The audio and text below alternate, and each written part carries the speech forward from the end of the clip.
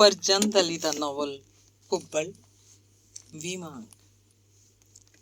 ਇਲਾਕੇ ਦੇ ਛੋਟੇ ਜ਼ਿਮੀਂਦਾਰ ਦੇ ਮੁੰਡੇ ਵੀ ਬਾਜ਼ ਬਣੇ ਫਿਰਦੇ ਸਨ। ਜਿੱਥੇ ਕੋਈ ਇਕੱਲੀ ਦੁਕੱਲੀ ਰਾਕਾਂ ਦੀ ਕੁੜੀ ਮਿਲਦੀ, ਚਿੜੀ ਵਾਂਗ ਨੱਪ ਲੈਂਦੇ ਸੀ, ਮਧੋਲ ਕੇ ਤੇ ਰਸ ਚੂਸ ਕੇ ਛੱਡਦੇ। ਰਾਕ ਭਲਾ ਕੀ ਕਰ ਸਕਦੇ ਸਨ? ਸ਼ਿਕਾਇਤ ਕਰਦੇ ਤਾਂ ਉਲਟੀ ਬਦਨਾਮੀ ਹੁੰਦੀ, ਛਤਰੌਲ ਵੱਖਰੀ ਹੁੰਦੀ। ਇੱਕ ਦੂਜੇ ਦੀ ਮਦਦ ਕਰਨ ਦੀ ਬਜਾਏ ਰਾਕ ਇੱਕ ਦੂਜੇ ਨੂੰ ਤੰਜ਼ ਕਰਦੇ, ਦੂਜੇ ਦੀ ਬੇਇੱਜ਼ਤੀ ਉੱਤੇ ਖੁਸ਼ ਹੁੰਦੇ। ਕੋਈ ਕਿਸੇ ਦਾ ਬਾਂਹ ਬੇਲੀ ਨਾ ਬਣਦਾ। ਰੋਟੀ ਦੀ ਇੱਕ ਬੁਰਕੀ ਵਾਸਤੇ ਪਹਾੜਾਂ ਦੇ ਪਹਾੜ ਪੁੱਟਣ ਵਾਲੇ ਰਾਹਕ ਸਿਰ ਸੁੱਟ ਕੇ ਜੂਨ ਭੋਗ ਰਹੇ ਸਨ। ਜ਼ਿਮੀਂਦਾਰਾਂ ਦੀਆਂ ਸਖਤੀਆਂ ਤੋਂ ਅੱਡ ਉਹਨਾਂ ਦੇ ਪਾਲਤੂ ਗੁੰਡੇ ਵੀ ਰਾਕਾਂ ਕੋਲੋਂ ਕੁਝ ਨਾ ਕੁਝ ਖੋਹ ਲੈਣਾ ਆਪਣਾ ਹੱਕ ਸਮਝਦੇ ਸਨ। ਇਹ ਬਦਮਾਸ਼ ਤੇ ਜ਼ਿਮੀਂਦਾਰ ਮੁੰਡੇ ਚੋਰੀ ਵੀ ਕਰਦੇ ਸਨ। ਜਦ ਕਦੇ ਲਾਦ ਹੋ ਜਾਂਦੀ, ਪੁਲਿਸ ਆਉਂਦੀ ਤਾਂ ਤਫਤੀਸ਼ ਰਾਕਾਂ ਦੀ ਹੁੰਦੀ। ਕੈਦ ਤੋਂ ਡਰਦੇ ਰਾਕ ਇਹਨਾਂ ਜ਼ਿਮੀਂਦਾਰਾਂ ਦੇ ਵਸੀਲੇ ਨਾਲ ਪੁਲਿਸ ਨੂੰ ਵੱਡੀਆਂ ਭਰਦੇ ਰਹਿੰਦੇ। ਇੰਜ ਸਾਰੀ ਹਯਾਤੀ ਵਗਾਰਾਂ ਕੱਟਦੇ ਤੇ ਵੱਡੀਆਂ ਭਰਦਿਆਂ ਹੀ ਮੁੱਕ ਜਾਂਦੀ। ਇੱਥੇ ਰਾਕਾਂ ਦੀ ਜ਼ਿੰਦਗੀ ਉਹਨਾਂ ਜਨੌਰਾਂ ਵਰਗੀ ਸੀ ਜਿਹੜੇ ਲੋਹੇ ਦੇ ਵੱਡੇ ਸਾਰੇ ਜਾਲ 'ਚ ਕੈਦ ਹੋਣ ਤੇ ਜਾਲ ਦਾ ਘੇਰਾ ਦਿਨੋਂ ਦਿਨ ਤੰਗ ਹੋ ਰਿਹਾ ਸੀ। ਕਿਸੇ ਨੂੰ ਕੁਝ ਖਬਰ ਨਾ ਹੁੰਦੀ ਕਿ ਬਹਾਰ ਆਈ ਸੀ, ਫੁੱਲਾਂ ਦੀ ਖੁਸ਼ਬੂ ਖਿਲ ਰਹੀ ਸੀ, ਟਹਿਣੀਆਂ ਹਰੀਆਂ ਹੋਈਆਂ ਸੀ। ਉਹਨਾਂ ਨੂੰ ਨਹੀਂ ਮਾਲੂਮ ਹੁੰਦਾ ਕਿ ਰਾਤਾਂ ਨਿੱਖਰ ਆਈਆਂ ਤੇ ਤਾਰੇ ਚਮਕਦੇ ਹਨ।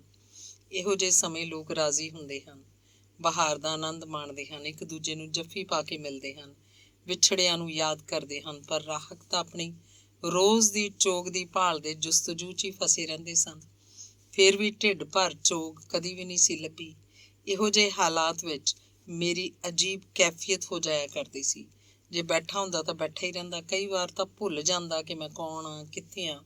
ਜੇ ਤਾਰੇ ਗਿਣਦਾ ਤਾਂ ਗਿਣੀ ਜਾਂਦਾ। ਰਾਤ ਮੁੱਕ ਜਾਂਦੀ ਪਰ ਮੇਰੀ ਕੈਫੀਅਤ ਨਾ ਮੁੱਕਦੀ। ਕਈ ਦਿਨ ਮੈਨੂੰ ਇਸ ਕੈਫੀਅਤ ਦੇ ਦੌਰੇ ਪੈਂਦੇ। ਮੇਰੀ ਵਹੁਟੀ ਮੇਰਾ ਦਿਲ ਪਰਚਾਵਣ ਦਾ ਯਤਨ ਕਰਦੀ, ਮਿੱਠਾ ਬੋਲਦੀ, ਹੱਸ ਗੱਲਾਂ ਕਰਦੀ, ਕਲਾਵੇ ਲੈ ਉਦਾਸੀ ਦਾ ਕਾਰਨ ਪੁੱਛਦੀ। ਮੈਂ ਕੀ ਦੱਸਦਾ? ਮੈਨੂੰ ਆਪ ਕੁਝ ਸਮਝ ਨਹੀਂ ਸੀ ਆਉਂਦੀ। ਮੇਰੀ ਮਾਂ ਮੇਰੇ ਵੱਲ ਤੱਕਦੀ ਰਹਿੰਦੀ, ਮੇਰੀ ਹਾਲਤ ਉੱਤੇ ਅਫਸੋਸ ਕਰਦੀ। ਮੇਰੀ ਵਹੁਟੀ ਨੂੰ ਆਖਦੀ, ਮੇਰੇ ਪੁੱਤਰ ਨੂੰ ਕੋਈ ਗੁੱਝਾ ਰੋਗ ਹੈ ਜੋ ਦੱਸਣਾ ਨਹੀਂ ਚਾਹੁੰਦਾ। ਮੇਰੇ ਪਿਓ ਨੂੰ ਦੱਸਦੀ ਤਾਂ ਪਿਓ ਆਖਦਾ, ਕੁਝ ਨਹੀਂ, ਇਹਨੂੰ ਐਵੇਂ ਖੇਖਣ ਕਰਦਾ, ਕੰਮ ਚੋਰ ਨਖੱਟੂ। ਨਜ਼ੀਰ ਦਾ ਹਾਲ ਹੀ ਕੁਝ ਹੋਰ ਸੀ। ਮੋਢਿਆਂ ਉੱਤੋਂ ਥੁੱਕ ਸੁੱਟਦਾ ਫਿਰਦਾ ਸੀ। ਜੂਹ ਦੇ ਬਾਜ਼ਾਂ ਨਾਲ ਖਹਿ ਕੇ ਰਹਿਣ 'ਚ ਉਹਨੂੰ ਸਵਾਦ ਆਉਂਦਾ ਸੀ। ਜਿੱਥੇ ਕੋਈ ਔਖਾ ਬਾਜ਼ ਨਜ਼ਰ ਆਉਂਦਾ, ਪੰਜਾ ਲੜਾਵਣ ਲਈ ਔਲਦਾ ਰਹਿੰਦਾ ਸੀ। ਪਿਓ ਨਜ਼ੀਰ ਨੂੰ ਆਖਦਾ, ਇਹ ਸਾਰੇ ਜ਼ਿਮੀਂਦਾਰ ਇੱਕ ਮਿੱਕ ਨੇ, ਤੂੰ ਅਸਾਂ ਵਾਸਤੇ ਕੋਈ ਮੁਸੀਬਤ ਨਾ ਸੇੜ ਲਈ। ਪਰ ਨਜ਼ੀਰ ਉੱਤੇ ਕਿਸੇ ਦੀ ਮੱਤ ਦਾ ਕੁਝ ਵੀ ਅਸਰ ਨਾ ਹੋਇਆ। ਉਹਨੂੰ ਤੇ ਨਵੀਂ ਚੜ੍ਹੀ ਜਵਾਨੀ ਦਾ ਖੁਮਾਰ ਤੇ ਸਰੂਰ ਸੀ। ਉੱਤੋਂ ਇੱਕ ਵੱਡੇ ਜ਼ਿਮੀਂਦਾਰ ਦੇ ਪੁੱਤਰ ਉਹਦੀ ਕੰਡ ਤੇ ਹੱਥ ਫੇਰਿਆ ਹੋਇਆ ਸੀ। ਚਲਾਕ ਜ਼ਿਮੀਂਦਾਰ ਹਮੇਸ਼ਾ ਇੰਝ ਹੀ ਕਰਦੇ ਹੁੰਦੇ ਸੀ। ਹਰ ਉੱਠਦੇ ਅਣਖੀ ਮੁੰਡੇ ਦੀ ਕੰਡ ਤੇ ਥਾਪੀ ਦੇ ਕੇ ਆਪਣਾ ਬਣਾ ਲੈਂਦੇ ਸਨ। ਫਿਰ ਲੜਾਈ ਝਗੜੇ ਤੇ ਕਤਲਾਂ 'ਚ ਫਸਾ ਕੇ ਆਪਣਾ ਗੁਲਾਮ ਬਣਾਈ ਰੱਖਣਾ ਜ਼ਿਮੀਂਦਾਰਾਂ ਦੇ ਫਾਇਦੇ ਵਾਲੀ ਖੇਡ ਸੀ। ਪਰ ਨਜ਼ੀਰ ਕੁਝ ਸਮਝਣਾ ਨਹੀਂ ਸੀ ਚਾਹੁੰਦਾ। ਲੋਕਾਂ ਦੇ ਝੁੱਗੇ ਫਰੋਲਣ ਦਾ ਤਾਂ ਉਹਨੂੰ ਪਹਿਲਾਂ ਹੀ ਚਸਕਾ ਸੀ। ਉੱਤੋਂ ਜ਼ਿਮੀਂਦਾਰ ਦੀ ਹੱਲਾਸ਼ੇਰੀ ਨਾਲ ਹੋਰ ਵੀ ਸ਼ੇਰ ਹੋ ਗਿਆ। ਇੱਕ ਦਿਨ ਇੱਕ ਜ਼ਿਮੀਂਦਾਰ ਦੇ ਸਭ ਤੋਂ ਔਖੇ ਮੁੰਡੇ ਨਾਲ ਝਗੜਾ ਹੋਇਆ। ਝਗੜਾ ਵੱਧ ਕੇ ਨਜ਼ੀਰ ਕੀਤਾ ਸੀ। ਜ਼ਿਮੀਂਦਾਰ ਦੇ ਮੁੰਡੇ ਨੂੰ ਉਸ ਬਹੁਤ ਮਾਰਿਆ। ਦੋਵੇਂ ਇਕੱਲੇ ਹੀ ਸਨ, ਕੋਈ ਵੇਖਣ ਤੇ ਛੁਡਾਉਣ ਵਾਲਾ ਕੋਲ ਨਹੀਂ ਸੀ। ਜ਼ਿਮੀਂਦਾਰ ਦੇ ਮੁੰਡੇ ਮਾਫ਼ੀ ਮੰਗ ਕੇ ਆਪਣੀ ਜਾਨ ਛੁਡਾਈ, ਪਰ ਬੇਈਮਾਨ ਜ਼ਿਮੀਂਦਾਰ ਕੀਤੀ ਗੱਲ ਤੋਂ ਮੁੱਕਰ ਗਿਆ। ਲੜਾਈ ਵਾਸਤੇ ਬਦਮਾਸ਼ ਇਕੱਠੇ ਕਰਨ ਲੱਗ ਪਿਆ। ਪੂਰੀ ਜੂਹ 'ਚ ਰੌਲਾ ਪੈ ਗਿਆ ਕਿ ਜ਼ਿਮੀਂਦਾਰ ਕਾਦਰ ਦੇ ਮੁੰਡੇ ਨੂੰ ਰਾਕਾਂ ਦੇ ਮੁੰਡੇ ਨਜ਼ੀਰ ਮਾਰਿਆ ਹੈ। ਇਹ ਨਵੀਂ ਤੇ ਅਨੋਖੀ ਗੱਲ ਸੀ, ਜਿਵੇਂ ਕੁੱਤੇ ਨੂੰ ਬੰਦਾ ਵੱਢ ਖਾਂਦਾ ਹੈ। ਰਾਕਾਂ ਹੱਥੋਂ ਜ਼ਿਮੀਂਦਾਰ ਦੀ ਬੇਇੱਜ਼ਤੀ ਬਹੁਤ ਵੱਡੀ ਗੱਲ ਸੀ ਜਿਹੜੀ ਹੋ ਗਈ। ਸਾਨੂੰ ਆਪਣੀ ਤਬਾਹੀ ਦੀ ਫਿਕਰ ਹੋਈ। ਜ਼ਿਮੀਂਦਾਰ ਵੱਲੋਂ ਧਮਕੀਆਂ ਤੇ ਡਰਾਵੇ ਆਉਣ ਲੱਗੇ। ਸਾਡੀ ਜਾਨ ਸੁੱਕਦੀ ਜਾਂਦੀ ਸੀ। ਮਰਦੇ ਕੀ ਨਾ ਕਰਦੇ। ਸਾਨੂੰ ਵੀ ਆਉਣ ਵਾਲੀ ਵੱਡੀ ਲੜਾਈ ਲਈ ਤਿਆਰੀ ਕਰਨੀ ਪਈ।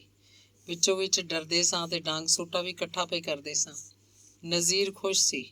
ਉਹਦਾ ਆਖਣਾ ਸੀ ਕਿ ਜ਼ਿਮੀਂਦਾਰ ਉਨੀ ਦੇਰ ਤੀਕਰ ਹੀ ਬਹਾਦਰ ਨੇ ਜਿੰਨੀ ਦੇਰ ਅੱਗੋਂ ਕੋਈ ਸਿਰ ਨਹੀਂ ਚੁੱਕਦਾ। ਲੜਾਈ ਵਾਸਤੇ ਸਾਡੀ ਤਿਆਰੀ ਦੀਆਂ ਖਬਰਾਂ ਵੀ ਦੂਜੇ ਪਾਸੇ ਅੱਪੜੀਆਂ ਤਾਂ ਗੱਲ ਸੁਲ੍ਹਾ ਸਫਾਈ ਵੱਲ ਟੁਰ ਪਈ। ਸੁਲ੍ਹਾ ਲਈ ਅਸੀਂ ਰਾਜੀ ਸਾਂ, ਪਰ ਨਜ਼ੀਰ ਉਦਾਸ ਹੋ ਗਿਆ। ਉਹ ਲੜਨਾ ਚਾਹੁੰਦਾ ਸੀ ਤੇ ਲੜਾਈ 'ਚ ਆਪਣੇ ਹੱਥ ਵਿਖਾਉਣਾ ਚਾਹੁੰਦਾ ਸੀ। ਉਸ ਕੁਝ ਨਜਾਇਜ਼ ਹਥਿਆਰ ਵੀ ਇਕੱਠੇ ਕਰ ਲਏ ਸਨ। ਆਪਣੇ ਯਾਰਾਂ ਵੇਲੀਆਂ ਨੂੰ ਵੀ ਤਿਆਰ ਰਹਿਣ ਦਾ ਸੱਦਾ ਦਿੱਤਾ ਸੀ। ਜੂਹ ਦੇ ਵੱਡੇ ਜ਼ਿਮੀਂਦਾਰਾਂ ਦੋਵੇਂ ਧੜਿਆਂ ਨੂੰ ਸੁਲ੍ਹਾ ਉੱਤੇ ਰਾਜ਼ੀ ਕਰ ਲਿਆ। ਸੁਲ੍ਹਾ ਵੇਲੇ ਸਾਨੂੰ ਹੀ ਮਾਫ਼ੀ ਮੰਗਣੀ ਪਈ। ਨਜ਼ੀਰ ਨੂੰ ਬੜੀ ਖਿੱਚ ਚੜ੍ਹੀ ਕਿ ਮਾਫ਼ੀ ਕਾਹਦੀ, ਪਰ ਰਾਹਕ ਦਾ ਰਾਹ ਕੀ ਹੁੰਦਾ? ਸੁਲ੍ਹਾ ਕਰਾਉਣ ਵਾਲੇ ਦਾ ਦਾਬਾ ਵੀ ਸਾਡੇ ਉੱਤੇ ਸੀ। ਸੁਲ੍ਹਾ ਹੋਣ ਮਗਰੋਂ ਵੀ ਕਈ ਦਿਨ ਅਸੀਂ ਮੁਹਤਾਤ ਰਹੇ ਸੀ। ਇਸ ਵਾਕੇ ਪਾਰੋਂ ਜੂਹ ਦੇ ਰਾਖਾਂ ਸਾਹਮਣੇ ਸਾਡੀ ਇੱਜ਼ਤ ਵੱਧ ਗਈ ਸੀ। ਰਾਖ ਭਰਾ ਆ ਕੇ ਸਾਡੇ ਹੌਸਲੇ ਦੀ ਤਾਰੀਫ ਕਰਦੇ ਤੇ ਸ਼ਾਬਾਸ਼ ਦਿੰਦੇ। ਸਾਡੀਆਂ ਸਵਾਣੀਆਂ ਵੀ ਰਾਖਾਂ ਦੀਆਂ ਸਵਾਣੀਆਂ ਨਾਲੋਂ ਆਪਣੇ ਆਪ ਨੂੰ ਆਲਾ ਤੇ ਗੈਰਤਮੰਦ ਮਰਦਾਂ ਵਾਲੀਆਂ ਸਮਝਣ ਲੱਗ ਪਈਆਂ ਸੀ। ਸਾਡਾ ਵੀ ਹੌਸਲਾ ਹੋਰ ਵੱਧ ਗਿਆ, ਪਰ ਮਾਂ ਹੋਰ ਉਦਾਸ ਹੋ ਗਈ ਸੀ। ਉਹਦੇ ਖਿਆਲ 'ਚ ਜ਼ਿਮੀਂਦਾਰ ਲੋਕ ਬਹੁਤ ਕਮੀਨੇ ਹੁੰਦੇ ਨੇ। ਕਿਸੇ ਨਾ ਕਿਸੇ ਬਹਾਨੇ ਉਹ ਮੇਰੇ ਨਜ਼ੀਰ ਨੂੰ ਜ਼ਰੂਰ ਫੱਟ ਲਾਵਣਗੇ। ਅਸੀਂ ਮਾਂ ਨੂੰ ਬਹੁਤ ਤਸੱਲੀਆਂ ਦਿੰਦੇ ਕਿ ਹੁਣ ਜ਼ਿਮੀਂਦਾਰ ਇੰਨਾ ਹੌਸਲਾ ਨਹੀਂ ਕਰਨਗੇ। ਸਾਡੀ ਤਸੱਲੀ ਉੱਤੇ ਮਾਂ ਕੁਝ ਦੇਰ ਲਈ ਮਤਮੀਨ ਹੋ ਜਾਂਦੀ, ਪਰ ਉਹਦਾ ਦਿਲ ਡਰਦਾ ਹੀ ਰਹਿੰਦਾ ਸੀ। ਜ਼ਿਮੀਂਦਾਰ ਮਾਰ ਖਾਣ ਮਗਰੋਂ ਕਿਸੇ ਨਾ ਕਿਸੇ ਬਹਾਨੇ ਬਦਲਾ ਲੈਣਾ ਚਾਹੁੰਦਾ ਸੀ। ਉਹ ਸਾਹਮਣੇ ਆ ਕੇ ਲੜਾਈ ਤੇ ਨਾ ਕਰ ਸਕਿਆ, ਪਰ ਉਸ ਇੱਕ ਰੁੱਖ ਦੇ ਵੱਢੇ ਜਾਵਣ ਦਾ ਇਲਜ਼ਾਮ ਨਜ਼ੀਰ ਤੇ ਲਾ ਕੇ ਪੁਲਿਸ ਬੁਲਵਾਈ। ਪੁਲਿਸ ਸਾਡੇ ਘਰ ਨੂੰ ਇੰਜ ਘੇਰਾ ਪਾਇਆ ਜਿਵੇਂ ਅਸੀਂ ਸਾਰੇ ਦੇ ਸਾਰੇ ਇਸ਼ਤਿਹਾਰੀ ਹੁੰਨੇ ਆ। ਥਾਣੇ 'ਚ ਜਾ ਕੇ ਪੁਲਿਸ ਨਾਲ ਮੁੱਕਾ ਕਰਨਾ ਪਿਆ।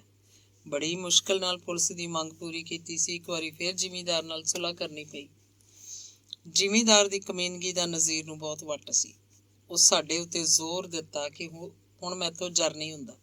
ਮੈਨੂੰ ਅਸਲਾ ਚਾਹੀਦਾ, ਲਾਇਸੈਂਸ ਵਾਲਾ। ਤੁਸੀਂ ਲੈ ਕੇ ਨਾ ਦਿੱਤਾ ਤਾਂ ਮੈਂ ਨਜਾਇਜ਼ ਰੱਖ ਲਾਂਗਾ। ਇਹਨਾਂ ਜ਼ਿਮੀਂਦਾਰਾਂ ਦੇ ਸਿੰਗ ਠੋਕਣੇ ਪੈਣਗੇ। ਗੱਲ ਤਾਂ ਨਜ਼ੀਰ ਦੀ ਠੀਕ ਸੀ। ਅਸੀਂ ਉਹਦੇ ਕੋਲੋਂ ਵਾਅਦਾ ਲਿਆ ਕਿ ਤੂੰ ਪਹਿਲ ਨਹੀਂ ਕਰੇਂਗਾ। ਉਸ ਪਹਿਲ ਨਾ ਕਰਨ ਦਾ ਵਾਅਦਾ ਕੀਤਾ ਤਾਂ ਅਸੀਂ ਉਹਨੂੰ ਬੰਦੂਕ ਖਰੀਦ ਕੇ ਲਿਆਤੀ। ਨਜ਼ੀਰ ਦੇ ਸੀਨਾ ਤਾਣ ਕੇ ਖਲੋ ਜਾਵਣ ਨਾਲ ਪੂਰੀ ਜੂਹ 'ਚ ਜ਼ਿਮੀਂਦਾਰ ਕੁਝ ਸੰਭਲ ਕੇ ਰਾਖਾਂ ਨਾਲ ਵਰਤਾਰਾ ਕਰਦੇ ਸਨ। ਕੁਝ ਹੋਰ ਰਾਖਾਂ ਦੇ ਮੁੰਡੇ ਵੀ ਨਜ਼ੀਰ ਨਾਲ ਰਲਣ ਲੱਗ ਪਏ ਸੀ। ਇੰਜ ਲੱਗਦਾ ਸੀ ਜਿਵੇਂ ਜੂਹ 'ਚ ਕੋਈ ਖਾਮੋਸ਼ ਤਬਦੀਲੀ ਆ ਰਹੀ ਸੀ। ਸਹਿਮੇ ਸਹਿਮੇ ਰਾਹਕ ਕੁਝ ਬੋਲਣ ਲੱਗ ਪਏ ਸਨ। ਇੱਕ ਦੂਜੇ ਦੇ ਦੁੱਖ ਦਰਦ ਤੇ ਭੈੜੇ ਵੇਲੇ ਨੇੜੇ ਲੱਗਣ ਲੱਗ ਪਏ ਸਨ। ਚੀਜ਼ਾਂ ਮਹਿੰਗੀਆਂ ਹੋਣ ਲੱਗ ਪਈਆਂ ਸੀ। ਮਿੱਲਾਂ ਫੈਕਟਰੀਆਂ ਵੀ ਉਸਰਨ ਵਾਲੀਆਂ ਜਾਪਦੀਆਂ ਸਨ। ਪਰ ਮੈਨੂੰ ਇਹ ਸਾਰਾ ਕੁਝ ਚੰਗਾ ਨਹੀਂ ਸੀ ਲੱਗਦਾ। ਲੜਾਈ ਝਗੜੇ ਤੇ ਮਾਰ ਕੁਟਾਈ ਕੋਲੋਂ ਮੈਨੂੰ ਬਹੁਤ ਡਰ ਆਉਂਦਾ ਸੀ। ਬਹੁਤ ਦਿਨਾਂ ਮਗਰੋਂ ਮੈਨੂੰ ਹੁਜਰੇ ਜਾਣ ਲਈ ਵੇਲਾ ਮਿਲਿਆ। ਉਸੇ ਤਰ੍ਹਾਂ ਹੀ ਲੋਕ ਬੈਠੇ ਸਨ, ਗੱਲਾਂ ਕਰ ਰਹੇ ਸਨ। ਮੇਰੀ ਸਮਝ ਤੋਂ ਉੱਚੀਆਂ ਗੱਲਾਂ। ਮੈਂ ਬਥੇਰਾ ਸਮਝਣ ਦੀ ਕੋਸ਼ਿਸ਼ ਕਰਦਾ, ਪਰ ਕੁਝ ਲਫ਼ਜ਼ਾਂ ਦੇ ਮਾਅਨੇ ਮੇਰੇ ਪੱਲੇ ਨਹੀਂ ਸੀ ਪੈਂਦੇ। ਕੋਲਿਆਂ ਦੀ ਅੰਗੀਠੀ ਤੇ ਹਾਂਡੀ ਪੱਕ ਰਹੀ ਸੀ। ਉਸਤਾਦ ਗੱਲਾਂ ਦੇ ਨਾਲ ਹਾਂਡੀ ਵੀ ਆਪੇ ਪਕਾ ਰਹੇ ਸਨ। ਨਿੱਕੇ ਜਿਹੇ ਹੁਜਰੇ 'ਚ ਧੂੰਆਂ ਭਰਿਆ ਗਿਆ ਸੀ। ਕੋਈ ਬੰਦਾ ਵੀ ਧੂੰਏ ਦੇ ਜ਼ਿਆਦਾ ਹੋਣ ਦੀ ਸ਼ਿਕਾਇਤ ਨਹੀਂ ਸੀ ਕਰਦਾ। ਉਸਤਾਦ ਦੀਆਂ ਗੱਲਾਂ 'ਚ ਇੰਨੇ ਖੁੱਭੇ ਸਨ ਕਿ ਜਿਵੇਂ ਇਹ ਸਾਹ ਹੀ ਨਹੀਂ ਸੀ ਲੈ ਰਹੇ। ਕਦੇ ਕਦੇ ਵਾਹ ਕਰਦੇ, ਕਦੇ ਕੋਈ ਨਿੱਕਾ ਜਿੰਨਾ ਸਵਾਲ ਦਾ ਜਵਾਬ ਦਿੰਦਿਆਂ ਉਸਤਾਦ ਜੀ ਕੋਈ ਸ਼ੇਅਰ ਸੁਣਾਉਂਦੇ, ਵਾਕਿਆ ਤੇ ਦਲੀਲਾਂ ਦੇ ਨਾਲ ਸਵਾਲ ਨੂੰ ਸਮਝਾਉਣ ਦਾ ਯਤਨ ਕਰਦੇ। ਕਦੇ ਕਦੇ ਮੁਲਕਾਂ ਦੇ ਨਾਂ ਵੀ ਲੈਂਦੇ। ਫਲਾਣੇ ਵੇਲੇ ਫਲਾਂ ਮੁਲਕ 'ਚ ਇੰਜ ਹੋਇਆ ਸੀ, ਫਲਾਣੇ ਕੀਤਾ ਸੀ, ਫਲਾਣੇ ਆਪਣੀ ਕਿਤਾਬ ਲਿਖਣ ਦਾ ਇਹ ਕਾਰਨ ਦੱਸਿਆ ਸੀ।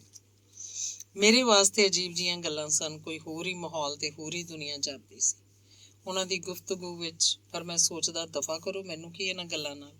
ਮੈਂ ਤੇ ਫਿਲਮ ਦੇ ਗੀਤ ਲਿਖਣਾ ਚਾਹੁੰਦਾ ਹਾਂ। ਜਦ ਮੌਕਾ ਮਿਲਿਆ ਤੇ ਗੱਲ ਕਰਾਂਗਾ, ਪਰ ਇੱਥੇ ਗੱਲ ਕਰਨ ਦਾ ਮੌਕਾ ਹੀ ਨਹੀਂ ਪਿਆ ਮਿਲਦਾ। ਲੋਕ ਤੇ ਬੜੇ ਸਵਾਦ ਨਾਲ ਗੱਲਾਂ ਸੁਣੀ ਜਾਂਦੇ। ਰੋਟੀ ਖਾਣ ਵੇਲੇ ਸਭ ਲੋਕ ਰਲ ਕੇ ਰੋਟੀ ਖਾਧੀ, ਪਰ ਗੱਲਾਂ ਫਿਰ ਵੀ ਹੁੰਦੀਆਂ ਰਹੀਆਂ। ਰੋਟੀ ਖਵਾਉਣ ਲਈ ਉਸਤਾਦ ਮੈਨੂੰ ਆਪਣੇ ਕੋਲ ਬਿਠਾਇਆ। ਕੁਝ ਬੁਰਕੀਆਂ ਮੇਰੇ ਮੂੰਹ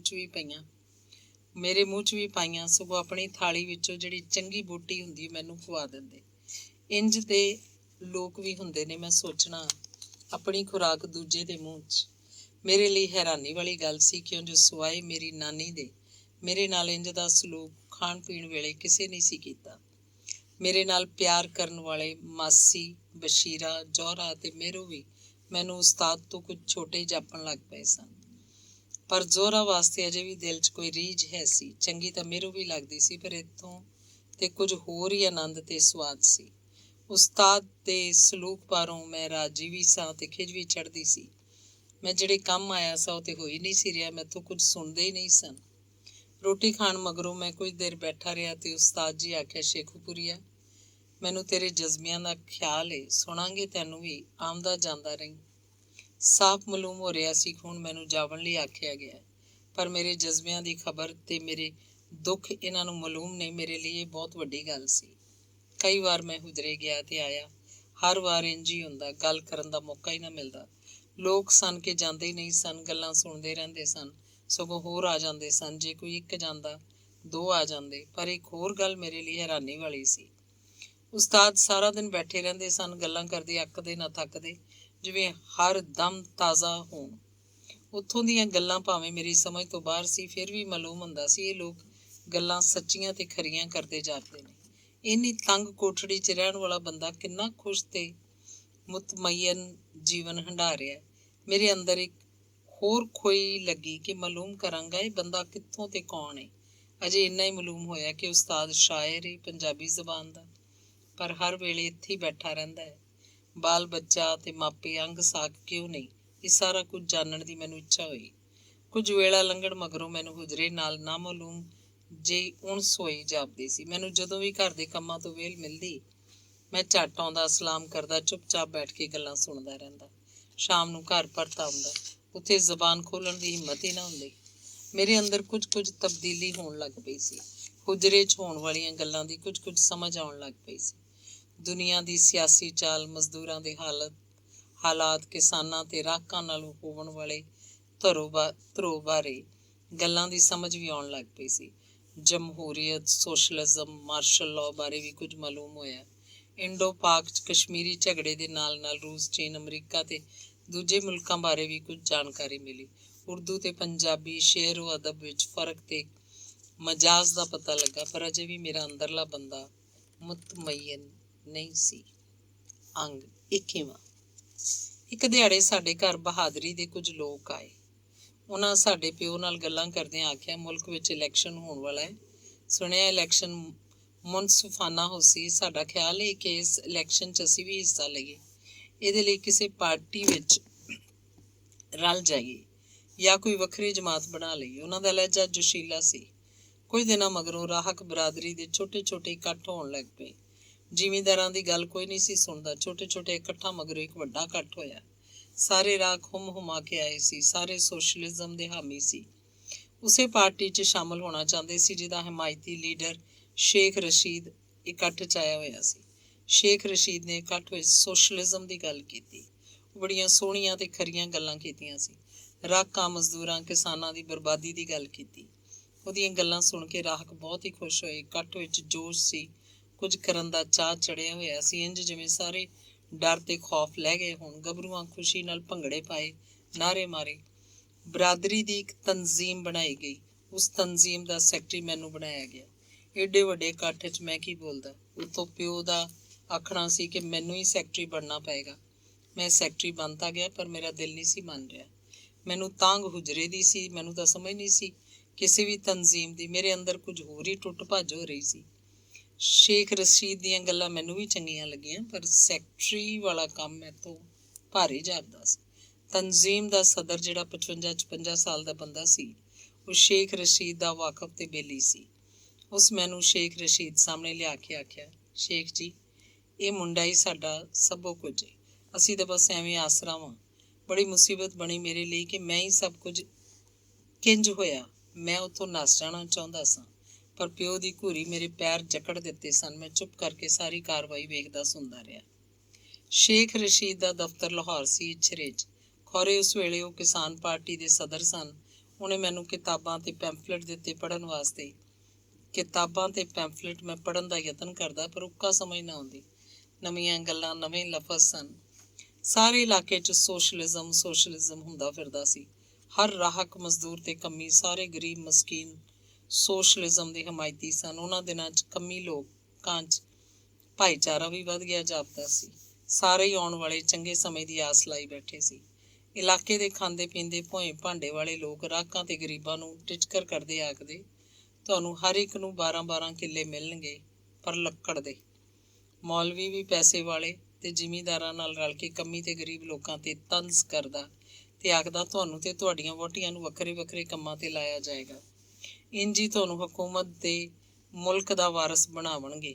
ਮੌਲਵੀ ਹੋਰ ਵੀ ਬੜੀਆਂ ਗੰਦੀਆਂ ਗੱਲਾਂ ਕਰਕੇ ਜੀ ਸਾੜਦਾ ਰਹਿੰਦਾ ਸੀ। ਮੈਂ ਇਛਰੇ ਜਾਂਦਾ, ਹੁਜਰੇ ਸਲਾਮ ਕਰਨ ਜ਼ਰੂਰ ਜਾਂਦਾ। ਉੱਥੇ ਹਰ ਵਾਰ ਉਹੀ ਰੌਣਕ, ਗਹਿਮੀ ਹੁੰਦੀ। ਹੁਜਰੇ ਆਉਣ ਵਾਲੇ ਬੰਦੇ ਜਾਣੇ ਪਛਾਣੇ ਲੱਗਣ ਲੱਗ ਪਏ ਸੀ, ਪਰ ਮੈਨੂੰ ਕਿਸੇ ਦਾ ਨਾਂ ਨਹੀਂ ਸੀ ਮਾਲੂਮ।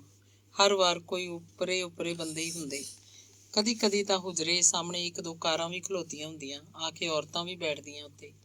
ਇੱਕ ਵਾਰ ਮਲਕਾ ਪੁਖਰਾਜ ਦਾ ਨਾਂ ਮੈਨੂੰ ਹਸਨਦੀਨ ਖੁਰਿਆਂ ਵਾਲੇ ਦੱਸਿਆ ਸੀ। ਮਲਕਾ ਪੁਖਰਾਜ ਦੇ ਨਾਲ ਇੱਕ ਬੜਾ ਹੀ ਸੋਹਣਾ ਗੱਭਰੂ ਸੀ, ਜਿਹਦੇ ਨਾਲ ਉਹ ਬੜਾ ਮਿੱਠਾ ਬੋਲਦੀ ਤੇ ਗੁਟਕਦੀ ਸੀ। ਹੁਜਰੇ 'ਚ ਯੂਸਫ ਖਾਂ ਐਕਟਰ ਵੀ ਆਉਂਦਾ ਸੀ ਤੇ ਅਲਾਉਦੀਨ ਵੀ। ਫਿਲਮੀ ਬੰਦਿਆਂ ਦੇ ਵੇਖਣ ਕਾਰਨ ਮੇਰੇ ਲਈ ਹੁਜਰੇ 'ਚ ਦਿਲਚਸਪੀ ਹੋਰ ਵੱਧ ਗਈ ਸੀ। ਮੈਂ ਤਨਜ਼ੀਮ ਨੂੰ ਛੱਡ ਦਿੱਤਾ ਸੀ। ਘਰ ਦੇ ਕੰਮ ਹੀ ਇੰਨੇ ਸਨ ਕਿ ਸਿਰ ਖੁਰਕਣ ਨਹੀਂ ਸੀ ਹੁੰਦਾ। ਉੱਤੋਂ ਹੁਜਰੇ ਦੀ ਚੇਟਕ ਮੈਨੂੰ ਤਨਜ਼ੀਮ ਕੋਲੋਂ ਦੂਰ ਕਰ ਦਿੱਤਾ। ਮੈਨੂੰ ਆਪ ਹੀ ਸਵਾਦ ਨਹੀਂ ਸੀ ਆਉਂਦਾ। ਮੇਰੇ ਕੋਲ ਸੈਕਟਰੀਆਂ ਵਾਲੀ ਕੁਝ ਸੂਝ-ਬੂਝ ਸੀ ਨਾ ਅਕਲ। ਹੁਜਰੇ 'ਚ ਵੀ ਸਿਆਸਤ ਦੀਆਂ ਗੱਲਾਂ ਹੁੰਦੀਆਂ ਸੀ। ਇਹ ਜਿਹੜਾ ਸੋਸ਼ਲਿਜ਼ਮ ਦਾ ਨਾਅਰਾ ਲਾ ਰਹੇ ਨੇ, ਉਸਤਾਦ ਜੀ ਨੇ ਆਖਿਆ, ਸਿਰਫ ਨਾਅਰਾ ਹੈ।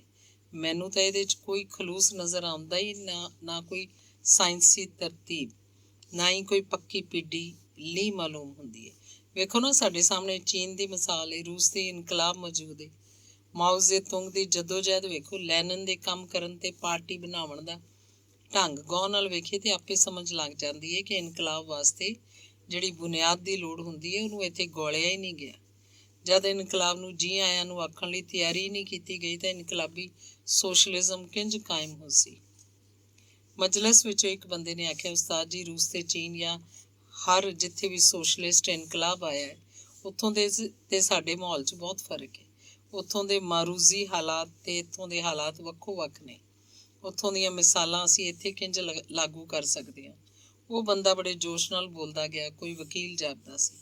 ਇੱਥੋਂ ਦੀਆਂ ਸਮਾਜੀ ਜਕੜਬੰਦੀਆਂ, ਜਾਤ ਬਰਾਦਰੀ ਦੀ ਬਣਤਰ, ਮਜ਼ਹਬ ਦਾ ਗਲਬਾ, ਫਿਰਕਾਬੰਦੀ, ਤੈਅ ਦਰ ਤੈਅ, ਇਤਸਾਲ, ਪੁਰਾਣੇ ਰਸਮੋ ਰਿਵਾਜ਼ ਤੇ ਹੋਰ ਬਹੁਤ ਕੁਝ ਸਾਡੇ ਰਹਿਣਾ ਹੈ। ਬਹੁਤ ਕੁਝ ਸਾਡੇ ਲਈ ਔਕੜਾਂ ਨੇ। ਫਿਰ ਉਹਨਾਂ ਮੁਲਕਾਂ ਦੇ ਵਾਂਗ ਇੱਥੇ ਕਿਵੇਂ ਕੀਤਾ ਜਾ ਸਕਦਾ, ਇਹਦੇ ਬਾਰੇ ਕੁਝ ਦੱਸੋ। ਹਾਂ, ਉਸਤਾਦ ਜੀ ਬੋਲੇ, ਇਹ ਗੱਲ ਮੈਂ ਭਾਸ਼ਾਨੀ ਨਾਲ ਵੀ ਕੀਤੀ ਸੀ ਕਿ ਸਾਡੇ ਇੱਥੇ ਤਹਿਰੀਕਾਂ ਨਹੀਂ ਚੱਲਣੀਆਂ ਤੇ ਕਾਮਯਾਬ ਹੋਣੀਆਂ ਜਿਵੇਂ ਤੁਸੀਂ ਲੈਫਟ ਵਾਲੇ ਸੋਚਦੇ ਹੁੰਦੇ ਹੋ ਤੇ ਨਫ਼ਰਤ ਭਰੀ ਗਾਲ ਕੱਢ ਦਿੰਦੇ ਹੋ। ਬਰੇ ਸ਼ਗੀਰ ਦੇ ਮਿਜਾਜ਼ ਵਿੱਚ ਤਸ਼ੱਦਦ ਹੈ ਹੀ ਨਹੀਂ। ਇੱਥੇ ਕੋਈ ਤਹਿਰੀਕ ਵੀ ਤਸ਼ੱਦਦ ਰਾਹੀਂ ਕਾਮਯਾਬ ਨਹੀਂ ਹੋਈ। ਇੱਕ ਮੋਟੇ ਸ਼ੀਸ਼ਿਆਂ ਵਾਲੀ ਐਨਕ ਵਾਲੇ ਨੇ ਪੁੱਛਿਆ, ਕੀ ਕਾਰਨ ਹੈ ਕਿ ਪੰਜਾਬੀ ਲੋਕ ਸਿਆਸਤ ਵਿੱਚ ਇੰਨੀ ਦਿਲਚਸਪੀ ਨਹੀਂ ਲੈਂਦੇ। ਇਹ ਬੰਦਾ ਮੈਂ ਪਹਿਲੇ ਵੀ ਕਈ ਵਾਰ ਇੱਥੇ ਵੇਖਿਆ ਸੀ। ਲੱਗਦਾ ਸੀ ਕਿਸੇ ਕਾਲਜ ਦਾ ਮਾਸਟਰ ਹੈ ਤੇ ਪੰਜਾਬੀ ਜ਼ਬਾਨ ਦਾ ਸ਼ੌਕੀਨ ਹੈ। ਕਦੇ ਕਦੇ ਵਾਰਿਸ ਸ਼ਾਹ ਦੀ ਕਿਤਾਬ ਹੀਰ ਰਾਂਝਾ ਉੱਤੇ ਵੀ ਗੱਲ ਕਰਿਆ ਕਰਦਾ ਹੈ। ਬਾਜ਼ ਸ਼ੇਰ ਉਸਤਾਦ ਕੋਲੋਂ ਸਮਝਣ ਆਇਆ ਕਰਦਾ ਸੀ। ਮਾਸਟਰ ਦੇ ਸਵਾਲ ਦਾ ਜਵਾਬ ਦੇਣ ਤੋਂ ਪਹਿਲੇ ਉਸਤਾਦ ਜੀ ਮਜਲਿਸ ਵਿੱਚੋਂ ਇੱਕ ਬੰਦੇ ਨੂੰ ਚਾਹ ਵਾਸਤੇ ਆਖਿਆ। ਚਾਹ ਹਮੇਸ਼ਾ ਹੀ ਕੜਕ ਪੀਂਦੇ ਸਨ। ਨੇੜੇ ਦੀ ਚਾਹ ਸਟਾਲ, ਉਹ ਬੰਦਾ ਝੱਟ ਜਾ ਕੇ ਚਾਹ ਦਾ ਆਖ ਆਇਆ। ਮਗਰ ਚਾਹ ਵੀ ਆ ਗਈ। ਉਸਤਾਦ ਜੀ ਚਾਹ ਗਲਾਸ 'ਚ ਪਸੰਦ ਕਰਦੇ ਸਨ। ਚਾਹ ਵਾਲੇ ਗਲਾਸ ਉਸਤਾਦ ਜੀ ਆਪ ਦੂਜੇ ਸਾਥੀਆਂ 'ਚ ਵਰਤਾਏ। ਚਾਹ ਪੀਣ ਲੱਗ ਪਏ। ਕੁਝ ਦੇਰ ਖਾਮੋਸ਼ੀ ਹੋਈ। ਫਿਰ ਗੱਲ ਟੁਰ ਪਈ ਪੰਜਾਬੀ ਲੋਕਾਂ ਦੀ, ਉਹਨਾਂ ਦੀ ਸਿਆਸਤ ਦੀ। ਮੇਰੇ ਲਈ ਇਹ ਸਾਰਾ ਕੁਝ ਨਵਾਂ ਤੇ ਅਜੀਬ ਸੀ, ਅਨੋਖਾ ਸੀ, ਨਿਵੇਕਲਾ ਤੇ ਹੈਰਾਨ ਕਰ ਦੇਣ ਵਾਲਾ ਸੀ। ਇਹ ਮਜਲਸੀ ਲੋਕ ਭਾਵੇਂ ਮੇਰੇ ਜਾਣੂ ਨਹੀਂ ਸੀ, ਓਪਰੇ ਸਨ, ਪਰ ਮੈਨੂੰ ਤਾਂ ਆਪਣੇ ਲੱਗਣ ਲੱਗ ਪਏ ਸਨ। ਗੱਲ ਸ਼ੁਰੂ ਹੋਈ। ਉਸਤਾਦ ਜੀ ਬੋਲੇ, ਇੱਕ ਤਾਂ ਇੱਥੇ ਖੁਰਾਕ ਬਹੁਤ ਸੀ, ਲੋਕਾਂ ਨੂੰ ਰਿਜ਼ਕ ਵਾਸਤੇ ਪਰੇਸ਼ਾਨ ਨਹੀਂ ਸੀ ਹੋਣਾ ਪੈਂਦਾ। ਦੂਜੇ ਮੁਲਕਾਂ ਦੇ ਲੋਕਾਂ ਦਾ ਮਸਲਾ ਖੁਰਾਕ ਹੀ ਬਹੁਤ ਵਧਿਆ ਹੋਇਆ ਸੀ, ਇੱਥੇ ਨਹੀਂ ਸੀ। ਸਾਦਾ ਜੀਵਨ ਲਈ ਤੇ ਦੁੱਧ ਘਿਓ ਆਮ ਪੀਵਣ ਲਈ ਸੀ। ਖੁੱਲ੍ਹੀ ਜੂਹ, 4-5 ਮੌਸਮ ਜਿਹੜੇ ਹੋਰ ਕਿਧਰੇ ਘੱਟ ਹੀ ਹੋਣਗੇ। ਫਿਰ ਉੱਥੋਂ ਦੇ ਹਰ ਮੌਸਮ 'ਚ ਸ਼ਿੱਦਤ ਹੁੰਦੀ ਹੈ। ਗਰਮੀਆਂ 'ਚ ਸਖਤ ਗਰਮੀ, ਸਰਦੀਆਂ 'ਚ ਸਖਤ ਸਰਦੀ, ਬਾਰਿਸ਼ਾਂ ਵੀ ਰੱਜ ਕੇ ਪੈਂਦੀਆਂ ਨੇ। ਫਿਰ ਮੌਸਮਾਂ 'ਚ ਸ਼ਿੱਦਤ ਹੋਣ ਦੇ ਬਾਵਜੂਦ ਮੌਸਮ ਪੈਂਤੜਾ ਬਦਲ ਲੈਂਦਾ ਹੈ। ਜਿਵੇਂ ਸਰਦੀਆਂ 'ਚ ਹਵਾ ਨਾ ਹੋਏ ਤੇ ਧੁੱਪ ਚੁਭਣ ਲੱਗ ਪੈਂਦੀ ਹੈ। ਗਰਮੀਆਂ 'ਚ ਮੀਂਹ ਪੈ ਜਾਏ ਤਾਂ ਠੰਡ ਲੱਗ ਪੈਂਦੀ ਹੈ। ਕਿਸੇ ਮੌਸਮ 'ਚ ਦਿਨ ਸਖਤ ਗਰਮ, ਰਾਤ ਸਖਤ ਠੰਡੀ, ਜਿਵੇਂ ਅੱਸੂ ਕੱਤੇ ਮਾਹ ਨਿਰਾਲੇ, ਦਿਨਾਂ ਨੂੰ ਧੁੱਪਾਂ ਰਾਤਾਂ ਨੂੰ ਪਾਲੇ।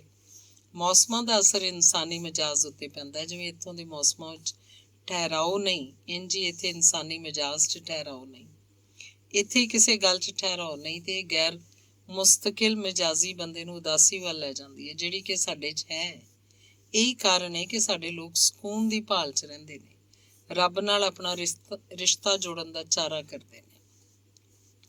ਕਾਫੀ ਦੇਰ ਹੋਰ ਗੱਲਾਂ ਵੀ ਹੋਈਆਂ ਇਲਮ ਅਦਬ ਦੀਆਂ। ਬਾਅਦ 'ਚ ਉਸਤਾਦ ਜੀ ਆਪਣੀ ਇੱਕ ਨਜ਼ਮ ਵੀ ਸੁਣਾਈ। ਸਾਨੂੰ ਸਦਰ ਦੇ ਸਾਏ ਦੀ ਕੋਈ ਲੋੜ ਨਹੀਂ, ਅਸੀਂ ਠੰਡੀ ਬਹਿਸ਼ਤਾਂ ਦੀ ਛਾਂ ਵੱਲ ਹਾਂ। ਇਹ ਨਜ਼ਮ ਉਹਨਾਂ ਸਦਰ ਆਯੂਬ ਦੇ ਖਿਲਾਫ ਮੁਹਤਰਮਾ ਫਾਤਮਾ ਜਿਨਾਹ ਦੇ ਜਲਸੇ 'ਚ ਪੜ੍ਹੀ। ਉਸਤਾਦ ਜੀ ਦੱਸਿਆ ਕਿ ਇਸ ਪੂਰੀ ਨਜ਼ਮ ਦਾ ਮੁਹਤਰਮਾ ਫਾਤਮਾ ਜਿਨਾਹ ਅੰਗਰੇਜ਼ੀ 'ਚ ਤਰਜਮਾ ਸੁਣ ਕੇ ਬਹੁਤ ਖੁਸ਼ ਹੋਏ ਸਨ। ਮੈਂ ਵੀ ਆਪਣੀ ਨਜ਼ਮ ਦਾ ਤਰਜਮਾ ਬੜੇ ਸਵਾਦ ਨਾਲ ਕੀਤਾ ਸੀ। ਸ਼ਾਮ ਹੋਣ ਵਾਲੀ ਸੀ। ਲੋਕ ਇੱਕ ਇੱਕ ਕਰਕੇ ਜਾ ਰਹੇ ਸਨ। ਮੈਂ ਵੀ ਜਾਣ ਲਈ ਇਜਾਜ਼ਤ ਮੰਗੀ। ਹੁਕਮ ਹੋਇਆ ਬਹਿ ਜਾ। ਮੈਂ ਬਹਿ ਗਿਆ। ਅੱਜ ਪਹਿਲੀ ਵਾਰ ਉਹਨਾਂ ਮੈਨੂੰ ਰੋਕਿਆ ਸੀ। ਮੈਂ ਹੈਰਾਨ ਵੀ ਸਾਂ ਤੇ ਰਾਜ਼ੀ ਵੀ। ਜਦ ਸਾਰੇ ਲੋਕ ਚਲੇ ਗਏ ਤਾਂ ਉਹਨਾਂ ਪੁੱਛਿਆ, ਤੂੰ ਆਉਣਾ ਹੈ ਤੇ ਚੁੱਪ ਕਰਕੇ ਬਹਿ ਜਾਣਾ ਹੈ, ਕੁਝ ਗੱਲ ਵੀ ਕਰਿਆ ਕਰ। ਮੈਂ ਭਲਾ ਕੀ ਗੱਲ ਕਰ ਸਕਦਾ ਸਾਂ? ਇੱਥੇ ਆ ਕੇ ਮੇਰਾ ਤੇ ਆਪਣਾ ਆਪ ਹੀ ਗੁਆਚਾ ਜਾਂਦਾ ਸੀ। ਕਿੱਥੇ ਰਾਜਾ ਭੋਜ, ਕਿੱਥੇ ਗੰਗੂ ਤੇਲੀ। ਮੇਰੇ ਦਿਲ ਦੇ ਅੰਦਰ ਇੱਕ ਕਸਕ ਜ਼ੋਰਾਂ ਦੀ ਤੇ ਇੱਕ ਇੱਥੇ ਫਟ ਰਹੀ ਸੀ। ਬੜੇ ਅਦਬ ਤੇ ਸਹਿਜ ਨਾਲ ਮੈਂ ਆਖਿਆ, ਜੀ ਮੈਨੂੰ ਗੱਲਾਂ ਨਹੀਂ ਆਉਂਦੀਆਂ। ਉਸਤਾਦ ਜੀ ਮੁਸਕਰਾਏ ਤੇ ਆਖਿਆ, ਗੱਲਾਂ ਸੁਣਦਾ ਤਾਂ ਬੜੇ ਗੌਰ ਨਾਲ ਹੈ। ਮੈਂ ਸਿਰ ਹਿਲਾ ਕੇ ਇਕਰਾਰ ਕੀਤਾ। ਕੁਝ ਬੰਦੇ ਹੋਰ ਆ ਗਏ ਤਾਂ ਉਸਤਾਦ ਜੀ ਮੈਨੂੰ ਜਾਣ ਲਈ ਆਖਿਆ। ਮੈਂ ਸਲਾਮ ਕਰਕੇ ਚਲਾ ਆਇਆ। ਅੰਗ 22ਵਾਂ। ਢਾਲ ਵਾਸ਼ ਲੈ ਕੇ ਪਟਵਾਰੀ ਆ ਪਾਇਆ ਹੋਇਆ ਸੀ। ਸਾਰੇ ਪਿੰਡ ਨੂੰ ਭੜਥੂ ਪੈ ਗਿਆ। ਪਟਵਾਰੀ ਦਾ ਆਖਣਾ ਸੀ ਕਿ ਮਾਮਲਾ ਅੱਜ ਹੀ ਵਸੂਲਿਆ ਜਾਸੀ, ਜਦ ਕਿ ਗਰੀਬ ਰਾਖਾਂ ਨੂੰ ਕੁਝ ਦਿਨਾਂ ਦੀ ਮੁਹਲਤ ਚਾਹੀਦੀ ਸੀ। ਪਟਵਾਰੀ ਉੱਤੇ ਕਿਸੇ ਮਿੰਨਤ ਮਾਜਰੇ ਜਾਂ ਤਰਲੇ ਦਾ ਅਸਰ ਨਹੀਂ ਸੀ ਹੋ ਰਿਹਾ। ਪਟਵਾਰੀ ਦਾ ਹੁਕਮ ਸੀ, ਮਾਮਲਾ ਦਿਓ ਤੇ ਅੱਜ ਹੀ ਦਿਓ, ਨਹੀਂ ਤੇ ਜੇਲ੍ਹ ਜਾਣ ਵਾਸਤੇ ਤਿਆਰ ਹੋ ਜਾਓ। ਰਾਖਾਂ ਮਾਮਲਾ ਉਤਾਰਨ ਲਈ ਆਪਣਾ ਬੜਾ ਕੁਝ ਵੇਚ ਦਿੱਤਾ। ਮੱਸਾਂ ਮਰ ਕੇ ਪਟਵਾਰੀ ਕੋਲੋਂ 2 ਦਿਨ ਦੀ ਮੁਹਲਤ ਮਿਲੀ। ਸਾਡੇ ਜੁਮੇ ਮਾਮਲਾ 150 ਰੁਪਇਆ ਸੀ। ਪਿਓ ਦਾ ਹੁਕਮ ਹੋਇਆ ਕਿ ਆਪਣੇ ਹਿੱਸੇ ਦੇ 50 ਰੁਪਏ ਮਾਮਲੇ ਦਾ ਪ੍ਰਬੰਧ ਕਰ। ਮੇਰਾ ਆਖਣਾ ਸੀ, ਫਸਲ ਦੇ ਸਾਰੀ ਤੁਸਾਂ ਆਪ ਲੈ ਗਏ ਸੋ ਮੈਂ ਮਾਮਲਾ ਕਿੱਥੋਂ ਲਿਆਵਾਂ? ਮੈਨੂੰ ਨਹੀਂ ਪਤਾ, ਜਿੱਥੋਂ ਮਰਜ਼ੀ ਲਿਆ, ਸ਼ਾਮ ਤੀਕਰ 50 ਰੁਪਏ ਮਿਲ ਜਾਣੇ ਚਾਹੀਦੇ ਨੇ। ਪਿਓ ਪਟਵਾਰੀ ਨਾਲੋਂ ਵੀ ਸਖਤ ਹੋਇਆ। ਮੇਰੇ ਕੋਲ ਪੈਸੇ ਹੈ ਹੀ ਨਹੀਂ ਸੀ। ਮੈਂ ਲਿਆਂਦਾ ਕਿੱਥੋਂ? ਜਦ ਸ਼ਾਮ ਤੀਕਰ ਮੈਂ ਮਾਮਲੇ ਵਾਲੇ 50 ਰੁਪਏ ਨਾ ਦੇ ਸਕਿਆ ਤਾਂ ਪਿਓ ਮੇਰੀ ਦੁੱਧੜ ਮੱਝ ਕਿੱਲੇ ਤੇ ਖੋਲ ਕੇ ਆਪਣੀ ਖੁਰਲੀ ਤੇ ਬੰਨ੍ਹ ਲਈ। ਰਿਜ਼ਕ ਦਾ ਤੇ ਪਹਿਲੇ ਹੀ ਘਾਟਾ ਸੀ। ਇੱਕ ਦੁੱਧ ਵੇਚਣ ਦਾ ਆਸਰਾ ਸੀ, ਉਹ ਵੀ ਗਿਆ। ਮੈਂ ਭਲਾ ਕੀ ਕਰ ਸਕਦਾ ਸੀ? ਸਾਹਿਬ ਅਲੀ ਦੀ ਦੁੱਧ ਦੀ ਬਾਕੀ ਰਹਿੰਦੀ ਸੀ। ਮੈਂ ਡਰਦਾ ਉਹਦੇ ਮੱਥੇ ਨਹੀਂ ਸਾ ਲੱਗਦਾ। ਉਹ ਮੇਰੇ ਘਰ ਦੇ ਫੇਰੇ ਮਾਰਦਾ। ਮੈਂ ਉਹਨੂੰ ਵੇਖ ਕੇ ਲੁਕ ਜਾਇਆ ਕਰਦਾ ਸਾਂ। ਔਖੇ ਦਿਨ ਸਨ, ਕੋਈ ਕੰਮ ਕਾਜ ਹੈ ਹੀ ਨਹੀਂ ਸੀ। ਉੱਤੋਂ ਪਿਓ ਨਾਲ ਨਾਰਾਜ਼ਗੀ, ਪੱਲੇ ਪੈਸਾ ਧੇਲਾ ਵੀ ਕੋਈ ਨਾ। ਘਰ 'ਚ ਦਾਣੇ ਵੀ ਖੌਰੇ ਥੋੜ੍ਹੇ ਕੁ ਸਨ। ਇਹੋ ਜਿਹੇ ਹਾਲਾਤ ਵਿੱਚ ਮੈਨੂੰ ਬੜੀ ਖਿਝ ਚੜ੍ਹਿਆ ਕਰਦੀ ਸੀ। ਪਰ ਮੇਰੀ ਵਹੁਟੀ ਹੌਸਲਾ ਕਰਨ ਲਈ ਆਖਿਆ ਕਰਦੀ ਸੀ। ਆਖਰ ਹੌਸਲਾ ਕਰਕੇ ਮੈਂ ਆਪ ਸਾਹਿਬ ਅਲੀ ਦੀ ਦੁਕਾਨ 'ਤੇ ਜਾ ਕੇ ਆਖਿਆ, ਸਾਹਿਬ ਅਲੀ ਜੀ, ਪੈਸਾ ਤੇ ਮੇਰੇ ਕੋਲ ਕੋਈ ਨਹੀਂ। ਤੁਸੀਂ ਇੰਜ ਕਰੋ, ਮੈਨੂੰ ਇਸ ਫੈਕਟਰੀ 'ਚ ਭਰਤੀ ਕਰਵਾ ਦਿਓ। ਤੁਹਾਡਾ ਹੱਥ ਪੈਂਦਾ ਹੋਏਗਾ। ਤੇਰੀ ਦੁਕਾਨ ਉੱਤੇ ਲੋਕ ਆਉਂਦੇ ਜਾਂਦੇ ਰਹਿੰਦੇ ਨੇ, ਤੇਰੇ ਪੈਸੇ ਵੀ ਲੱਥ ਜਾਣਗੇ ਤੇ ਮੇਰੇ ਦਿਨ ਵੀ ਸੌਖੇ ਲੰਘ ਜਾਸਨ। ਸਾਹਿਬ ਅਲੀ ਦੀ ਸਮਝ 'ਚ ਗੱਲ ਆ ਗਈ। ਉਸ ਆਖਿਆ, ਇੱਕ ਫੋਰਮੈਨ ਮੇਰਾ ਵਾਕਫ ਹੈ, ਮੈਂ ਉਹਦੇ ਨਾਲ ਤੇਰੀ ਗੱਲ ਕਰਾਂਗਾ, ਕੱਲ੍ਹ ਆਵੀਂ। ਉਹਨਾਂ ਦਿਨਾਂ 'ਚ ਵਾਹੀਵਾਨਾਂ ਦਾ ਮਿਲ ਮਜ਼ਦੂਰੀ ਕਰਨਾ ਤੋਹੀਨ ਸਮਝਿਆ ਜਾਂਦਾ ਸੀ। ਮੇਰੇ ਲਈ ਤਾਂ ਖੁਰਾਕ ਦਾ ਮਸਲਾ ਸੀ, ਗੱਲ ਇੱਜ਼ਤ ਜਾਂ ਤੋਹੀਨ ਦੀ ਨਹੀਂ ਸੀ। ਢਿੱਡ ਨਾ ਪਈਆਂ ਰੋਟੀਆਂ, ਸਭੇ ਗੱਲਾਂ ਖੋਟੀਆਂ। ਨਾਲੇ ਤੋਹੀਨ ਤਾਂ ਮੁਅੱਜ਼ਜ਼ ਲੋਕਾਂ ਦੀ ਹੁੰਦੀ ਏ। ਰਾਗ ਭਲਾ ਕਿੰਜ ਮੁਅੱਜ਼ਜ਼ ਤੇ ਇੱਜ਼ਤਦਾਰ ਹੋ ਗਏ। ਮਜ਼ਦੂਰੀ ਕਰਦਿਆਂ ਇੱਜ਼ਤ ਘਟਦੀ ਏ, ਰਾਖਾਂ ਦੀ ਇਹ ਸੋਚ ਮੇਰੀ ਸਮਝ 'ਚ ਨਹੀਂ ਸੀ ਆਈ। ਦੂਜੇ ਦਿਨ ਫੈਕਟਰੀ ਜਾਣ ਲਈ ਮੈਂ ਮਲ ਕੇ ਨਹਾਤਾ, ਮੂੰਹ ਸਿਰ ਚੋਪੜਿਆ, ਦਾੜੀ ਬਣਾਈ ਆਪੇ, ਤੇ ਕਾਲ ਨਾਲ ਦਾੜੀ ਬਣਾਉਣ ਵੇਲੇ ਥਾਂ ਮੂੰਹ ਤੇ ਟੱਕ ਲੱਗ ਗਏ। ਮਾੜੀ ਰੱਤ ਸਿੰਮਣ ਲੱਗ ਪਈ ਸੀ। ਫਟਕੜੀ ਮਲ ਕੇ ਮੈਂ ਸਿੰਮਦੀ ਰੱਤ ਨੂੰ ਰੋਕਿਆ, ਪਰ ਟੱਕਾਂ ਦੀ ਪੀੜ ਕੁਝ ਦੇਰ ਹੁੰਦੀ ਰਹੀ ਸੀ। ਕਾਲੀ ਰੋਟੀ ਦੀ ਬੁਰਕੀ ਮੂੰਹ 'ਚ ਪਾਈ ਤੇ ਸਾਹਿਬ ਅਲੀ ਦੀ ਹੱਟੀ ਤੇ ਜਾ ਕੇ ਸਲਾਮ ਕੀਤੀ। ਪਰ ਸਾਹਿਬ ਅਲੀ ਆਖਿਆ, ਕੱਲ੍ਹ ਨੂੰ ਆਈ ਹਾਂ ਜੀ, ਫੋਰਮੈਨ ਨਾਲ ਮੇਰੀ ਮੁਲਾਕਾਤ ਨਹੀਂ ਹੋਈ। ਮੈਨੂੰ ਬੜਾ ਵੱਟ ਚੜਿਆ। ਮੈਂ ਕਿੰਨੀ ਕਾਹਲ ਤੇ ਛੇਤੀ ਨਾਲ ਇੱਥੇ ਆਇਆ। ਇਹਨੇ ਕੱਲ੍ਹ ਦਾ ਆਖ ਕੇ ਸਾਰਾ ਸਵਾਦ ਹੀ ਖੀ ਕਰ ਦਿੱਤਾ। ਮੈਂ ਆਖਿਆ, ਸਾਹਿਬ ਅਲੀ, ਫੋਰਮੈਨ ਮੈਨੂੰ ਦਿਹਾੜੀ ਤੇ ਲਵਾਣਾ ਸੂ ਕੇ ਖਜ਼ਾਨਾ ਲੁਟਵਾਣਾ ਸੂ। ਓਏ ਭੋਲਿਆ, ਨੌਕਰੀ ਵੀ ਤਾਂ ਖਜ਼ਾਨਾ ਹੀ ਹੁੰਦੀ ਏ। ਐਵੇਂ ਕਾਲਾ ਨਾ ਪੈ, ਤੇਰਾ ਕੰਮ ਹੋ ਜਾਸੀ। ਮੈਂ ਹੋਰ ਕੋਈ ਗੱਲ ਨਾ ਕੀਤੀ। ਮੈਨੂੰ ਨੌਕਰੀ ਦੀ ਲੋੜ ਸੀ। 8-10 ਦਿਨ ਇੰਝ ਹੀ ਫੇਰੇ ਪੈਂਦੇ ਰਹੇ। ਰੋਜ਼ ਜਾਵਣਾ, ਤਿਆਰ ਹੋ ਕੇ ਜਾਣਾ। ਸਿਆਲ ਦੇ ਦਿਨਾਂ 'ਚ ਸਵੇਰੇ ਨਹਾਵਣਾ ਭਾਵੇਂ ਸੌਖਾ ਨਹੀਂ ਸੀ ਹੁੰਦਾ, ਪਰ ਆਪਣੀ ਗਰਜ਼ ਲਈ ਹਰ ਔਕੜ ਸਹਿਣੀ ਜਰਨੀ ਪੈਂਦੀ। ਜਰਸੀ ਸਵੈਟਰ ਹੈ ਕੋਈ ਨਹੀਂ ਸੀ। ਖੇਸ ਦੀ ਬੁੱਕਲ ਮਾਰ ਕੇ ਆਉਣਾ ਜਾਣਾ ਪੈਂਦਾ ਸੀ। 9ਵੇਂ ਦਿਨ ਮੈਂ ਘਰੋਂ ਨਿਕਲਿਆ, ਫੈਕਟਰੀ ਵੱਲ ਮੂੰਹ ਕਰ ਲਿਆ। ਰਾਹ 'ਚ ਚਾਚਾ ਲੰਡੂ ਆਉਂਦਾ ਮਿਲਿਆ। ਉਸ ਘੁੱਟ ਜੱਫੀ ਪਾਈ, ਬਹੁਤ ਮੁੱਦਤਾਂ ਬਾਅਦ ਮਿਲਿਆ ਸੀ। ਖੁਸ਼ ਸੀ, ਹੱਸਦਾ, ਮੱਥੇ ਤੇ ਚਮਕਦੇ ਨੈਣ। ਸਵੇਰੇ ਕਿੱਧਰ ਦੀ ਤਿਆਰੀ? ਉਸ ਪਹਿਲੇ ਹੀ ਪੁੱਛ ਲਿਆ। ਪੁੱਛਣਾ ਮੈਂ ਸੀ ਕਿ ਚਾਚਾ ਕਿੱਧਰ ਆਇਆ। ਜਦੋਂ ਉਹਨੇ ਮੇਰੇ ਮੂੰਹੋਂ ਨੌਕਰੀ ਦੀ ਭਾਲ 'ਚ ਜਾਣ ਦਾ ਸੁਣਿਆ ਤਾਂ ਉਸ ਅਫਸੋਸ ਕਰਦਿਆਂ ਆਖਿਆ, ਪਿਓ ਦੀ ਇੱਜ਼ਤ ਦਾ ਖਿਆਲ ਕਰ, ਤੂੰ ਹੁਣ ਮਜ਼ਦੂਰੀ ਕਰ ਸੈਂ। ਵੱਡਾ ਪੁੱਤਰ ਹੈ ਤੂੰ ਆਪਣੇ ਪਿਓ ਦਾ, ਲੋਕ ਕੀ ਆਖਣਗੇ? ਜਵਾਬ ਦੇਣ ਦੀ ਬਜਾਏ ਮੈਂ ਆਖਿਆ, ਛੱਡ ਚਾਚਾ ਲੋਕਾਂ ਨੂੰ, ਤੂੰ ਆਪਣੀ ਸੁਣਿਆ ਤੂੰ ਅੱਜ ਕੱਲ੍ਹ ਉਹਦੇ ਨਾਲ ਸੁਲ੍ਹਾ ਕਰ ਲਈਏ। ਇਹ ਵੀ ਸੁਣਿਆ ਤੈਨੂੰ ਰੋਜ਼ ਮਿਲਦੀ ਵੀ ਏ। ਉਹਦੇ ਘਰ ਵਾਲੇ ਕੋਈ ਇਤਰਾਜ਼ ਨਹੀਂ ਕਰਦੇ? ਉਸ ਆਖਿਆ, ਹੋਏ ਕਮਲੇ ਆ, ਸਿਆਣੇ ਆਖਦੇ ਨੇ, ਸੱਜਣ ਛੱਡੀਏ ਰੰਗ ਜਿਹੜੇ ਫੇਰ ਵੀ ਆਵਣ ਕੰਮ। ਕੀ ਮਤਲਬ? ਕੋਈ ਮਤਲਬ ਕਾਹਦਾ, ਉਹਦੀ ਬਾਲਾਂ ਉੱਤੇ ਜਾਨ ਜਾਂਦੀ ਸੀ। ਹਰ ਮਾਂ ਆਪਣੇ ਬਾਲਾਂ ਤੇ ਮਰਦੀ ਏ। ਉਹ ਇਸ਼ਕ ਕਾਹਦਾ ਜਿਹੜਾ ਸੱਜਣਾ ਨੂੰ ਦੁੱਖ ਦੇਵੇ। ਬਸ ਸਮਝ ਲੈ, ਮੈਂ ਉਹਨੂੰ ਦੁਖੀ ਨਹੀਂ ਹੋਣ ਦਿੱਤਾ। ਇੰਨੀ ਗੱਲ ਕਰਕੇ ਆਪਣੀ ਰਾਹ ਟੁਰ ਪਿਆ ਤੇ ਮੈਂ ਆਪਣੀ ਰਾਹ। ਲੰਡੂ ਦੇ ਸੁਭਾਅ ਬਾਰੇ ਸੋਚਦਾ ਕੈਸੇ ਕੈਸੇ ਖਿਆਲ ਨੇ ਲੋਕਾਂ ਦੇ। ਅਗਲੇ ਦਿਨ ਫੈਕਟਰੀ 'ਚ ਮੈਨੂੰ ਮਜ਼ਦੂਰੀ ਮਿਲ ਗਈ। ਇੱਕ ਕਾਰਡ ਮੇਰੇ ਹੱਥ 'ਚ ਫੜਾ ਦਿੱਤਾ ਗਿਆ ਤੇ ਫੋਰਮੈਨ ਨੇ ਆਖਿਆ, ਇਹ ਕਾਰਡ ਸਵੇਰੇ ਗੇਟ ਉੱਤੇ ਜਮ੍ਹਾਂ ਕਰਾਉਣਾ ਹੈ ਤੇ ਸ਼ਾਮ ਨੂੰ ਲੈ ਕੇ ਜਾਣਾ। ਮੈਨੂੰ ਸਲਿੱਪ ਹਾਊਸ ਦੇ ਇੰਚਾਰਜ ਦੇ ਹਵਾਲੇ ਕਰ ਦਿੱਤਾ ਗਿਆ। ਉਸ ਇੰਚਾਰਜ ਮੈਨੂੰ ਬੜੀ ਹੈਰਾਨੀ ਨਾਲ ਵੇਖਿਆ, ਪੁੱਛਿਆ, ਸਲਿੱਪ ਹਾਊਸ ਦਾ ਕੰਮ ਕਰ ਲਿਸ? ਮੇਰੇ ਹਾਂ ਆਖਣ ਤੇ ਉਸ ਫੇਰ ਆਖਿਆ, ਇੱਥੇ ਕੰਮ ਬੜਾ ਮੁਸ਼ਕਿਲ ਹੈ, ਭਾਰਾ ਹੈ। ਮੈਂ ਫੇਰ ਵੀ ਨਾ ਡਰਿਆ, ਉੱਠ ਕੇ ਮੇਰੇ ਨਾਲ ਤੁਰਿਆ। ਉਸ ਇੱਕ ਬੇਲਚਾ ਤੇ ਇੱਕ ਹੱਥ ਰੇੜੀ ਦੇ ਕੇ ਆਖਿਆ, ਐਲ ਹੈ ਰੇੜੀ, ਤੇ ਉੱਤੋਂ ਪੱਥਰ ਚੁੱਕ ਚੁੱਕ ਕੇ ਉਸ ਮਸ਼ੀਨ ਕੋਲ ਪੜਾਉਣਾ ਹੈ ਤੂੰ। ਮੈਂ ਬੇਲਚਾ ਤੇ ਰੇੜੀ ਲੈ ਕੇ ਪੱਥਰ ਢੋਵਣ ਲੱਗ ਪਿਆ। ਕੰਮ ਤੇ ਔਖਾ ਸੀ, ਪਰ ਮੇਰੇ ਜੈਸੀ ਵਾਹੀ ਵਾਹਣ ਲਈ ਮੁਸ਼ਕਿਲ ਨਹੀਂ ਸੀ। ਸਗੋਂ ਅੱਗੋਂ ਮਸ਼ੀਨ 'ਚ ਪੱਥਰ ਪਾਉਣ ਵਾਲੇ ਹੋਰ ਮਜ਼ਦੂਰ ਸੀ, ਜਿਹੜੇ ਪੱਥਰ ਨੂੰ ਮਸ਼ੀਨ ਦੇ ਮੂੰਹ 'ਚ ਪਾਈ ਜਾਂਦੇ ਸਨ ਤੇ ਮਸ਼ੀਨ ਕਿਸੇ ਭੁੱਖੇ ਵਾਂਗ ਪਲ 'ਚ ਆਪਣੇ ਦੰਦਾਂ ਨਾਲ ਪੀਸ ਕੇ ਢੇਰ ਲਾਈ ਜਾਂਦੀ ਸੀ। ਮੈਂ ਮਸ਼ੀਨ ਤੋਂ ਪੱਥਰ ਨਾ ਮੁੱਕਣ ਦਿੱਤਾ। ਮੈਂ ਥੱਕ ਗਿਆ ਸਾਂ, ਪਰ ਹਰ ਇੱਕ ਨੂੰ ਸਲਾਮ ਕਰ ਕਰਕੇ ਮੇਰੀ ਬਾਂਹ ਨੂੰ ਵਲ ਪਿਆ ਜਾਪਦਾ ਸੀ। ਥੱਕਣ ਨਾਲੋਂ ਸਲਾਮ ਕਰ ਕਰਕੇ ਬਹੁਤਾ ਅੱਕ ਗਿਆ ਸਾਂ। ਮੇਰੇ ਲਈ ਤਾਂ ਸਾਰੇ ਅਫਸਰ ਸਨ। ਦੂਜੇ ਦਿਨ ਇਹੀ ਕੰਮ, ਪੂਰੇ 7 ਦਿਨ ਇੰਝ ਹੀ ਕੰਮ ਸੀ। ਪਰ 8ਵੇਂ ਦਿਨ ਇੱਕ ਹੋਰ ਮਜ਼ਦੂਰ ਮੇਰੇ ਨਾਲ ਲਾ ਦਿੱਤਾ ਗਿਆ। ਮੈਂ ਰੇੜੀ ਭਰਦਾ, ਉਹ ਲੈ ਜਾਂਦਾ, ਉਹ ਭਰਦਾ ਤੇ ਮੈਂ ਲੈ ਜਾਂਦਾ। ਮੇਰੇ ਸਾਥੀ ਦਾ ਨਾਂ ਸ਼ਫੀ ਮੁਹੰਮਦ ਸੀ।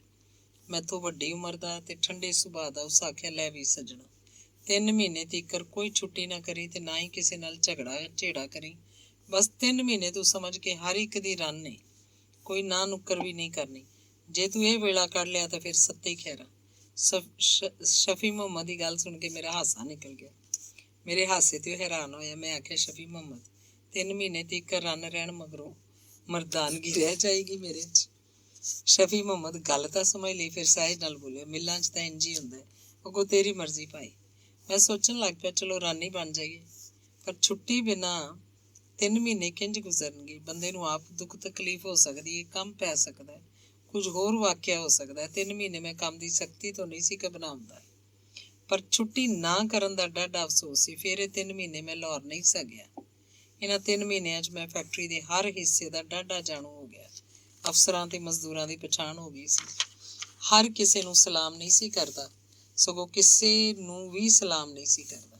ਸਾਹਮਣੇ ਆਉਂਦੇ ਅਫਸਰ ਨੂੰ ਵੇਖ ਕੇ ਪਾਸੇ ਹੋ ਜਾਂਦਾ ਜਾਂ ਮੂੰਹ ਧਿਆਨੇ ਕੰਮ 'ਚ ਰੁੱਝਿਆ ਰਹਿੰਦਾ। ਇੱਕ ਦਿਨ ਹੁਜਰੇ ਆਇਆ, ਇੱਥੇ ਜੰਦਰਾ ਲੱਗਾ ਸੀ। ਬੜੀ ਬੇਸੁਆਦੀ ਹੋਈ, ਜਾਵਾਂ ਤੇ ਕਿੱਧਰ ਜਾਵਾਂ? ਇੱਥੇ ਕੋਈ ਜਾਣੂ ਵੀ ਨਹੀਂ ਸੀ।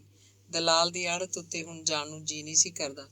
ਹੁਜਰੇ ਵਾਲੇ ਦੀ ਉਡੀਕ ਵੀ ਕਿੱਥੇ ਬਹਿ ਕੇ ਕਰਾਂ। ਆਖਿਰ ਦਿਲ ਨੇ ਆਖਿਆ, ਚੱਲ ਅੱਜ ਟੱਬੀ ਦੀ ਸੈਰ ਹੀ ਕਰ ਲਈਏ। ਦਿਲ ਦੀ ਮੰਨ ਕੇ ਟੱਬੀ ਦੀ ਰੌਸ਼ਨ ਗਲੀਆਂ ਫਿਰੀਆਂ, ਚਿੜੀਆ ਘਰ, ਜਨੌਰਾਂ ਵਾਂਗੂ ਛੋਟੇ ਛੋਟੇ ਕਮਰੇ, ਛੋਟੇ ਛੋਟੇ ਬੂਹਿਆਂ 'ਚ ਬਿਮਾਰ ਤੇ ਉਦਾਸ ਕੁਝ ਔਰਤਾਂ ਬੈਠੀਆਂ ਜਾਂ ਖਲੋਤੀਆਂ ਸਨ।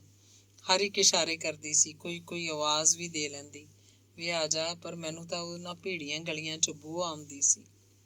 ਮੈਂ ਇੱਕ ਵਾਰ ਫਿਰ ਹੁਜਰੇ ਵੱਲ ਗਿਆ। ਜੰਦਰਾ ਅਜੇ ਵੀ ਲੱਗਾ ਸੀ। ਹੁਜਰੇ ਦੇ ਗੁਆਂਢ ਹਸਨ ਖੁਰੀਆਂ ਲਾਵਣ ਵਾਲਾ ਮਿਸਤਰੀ ਖੁਰੀਆਂ ਪਿਆ ਘੜਦਾ ਸੀ। ਮੈਂ ਉਹਨੂੰ ਹੁਜਰੇ ਵਾਲੇ ਬਾਰੇ ਦੱਸਿਆ ਤਾਂ ਉਸ ਕੋਈ ਸਹੀ ਗੱਲ ਨਾ ਕੀਤੀ, ਸਗੋਂ ਆਖਣ ਲੱਗਾ, ਉਹ ਬਾਦਸ਼ਾਹ ਬੰਦਾ, ਦਿਲ ਕਰੇ ਤੇ ਆਵੇ ਨਾ ਆਵੇ।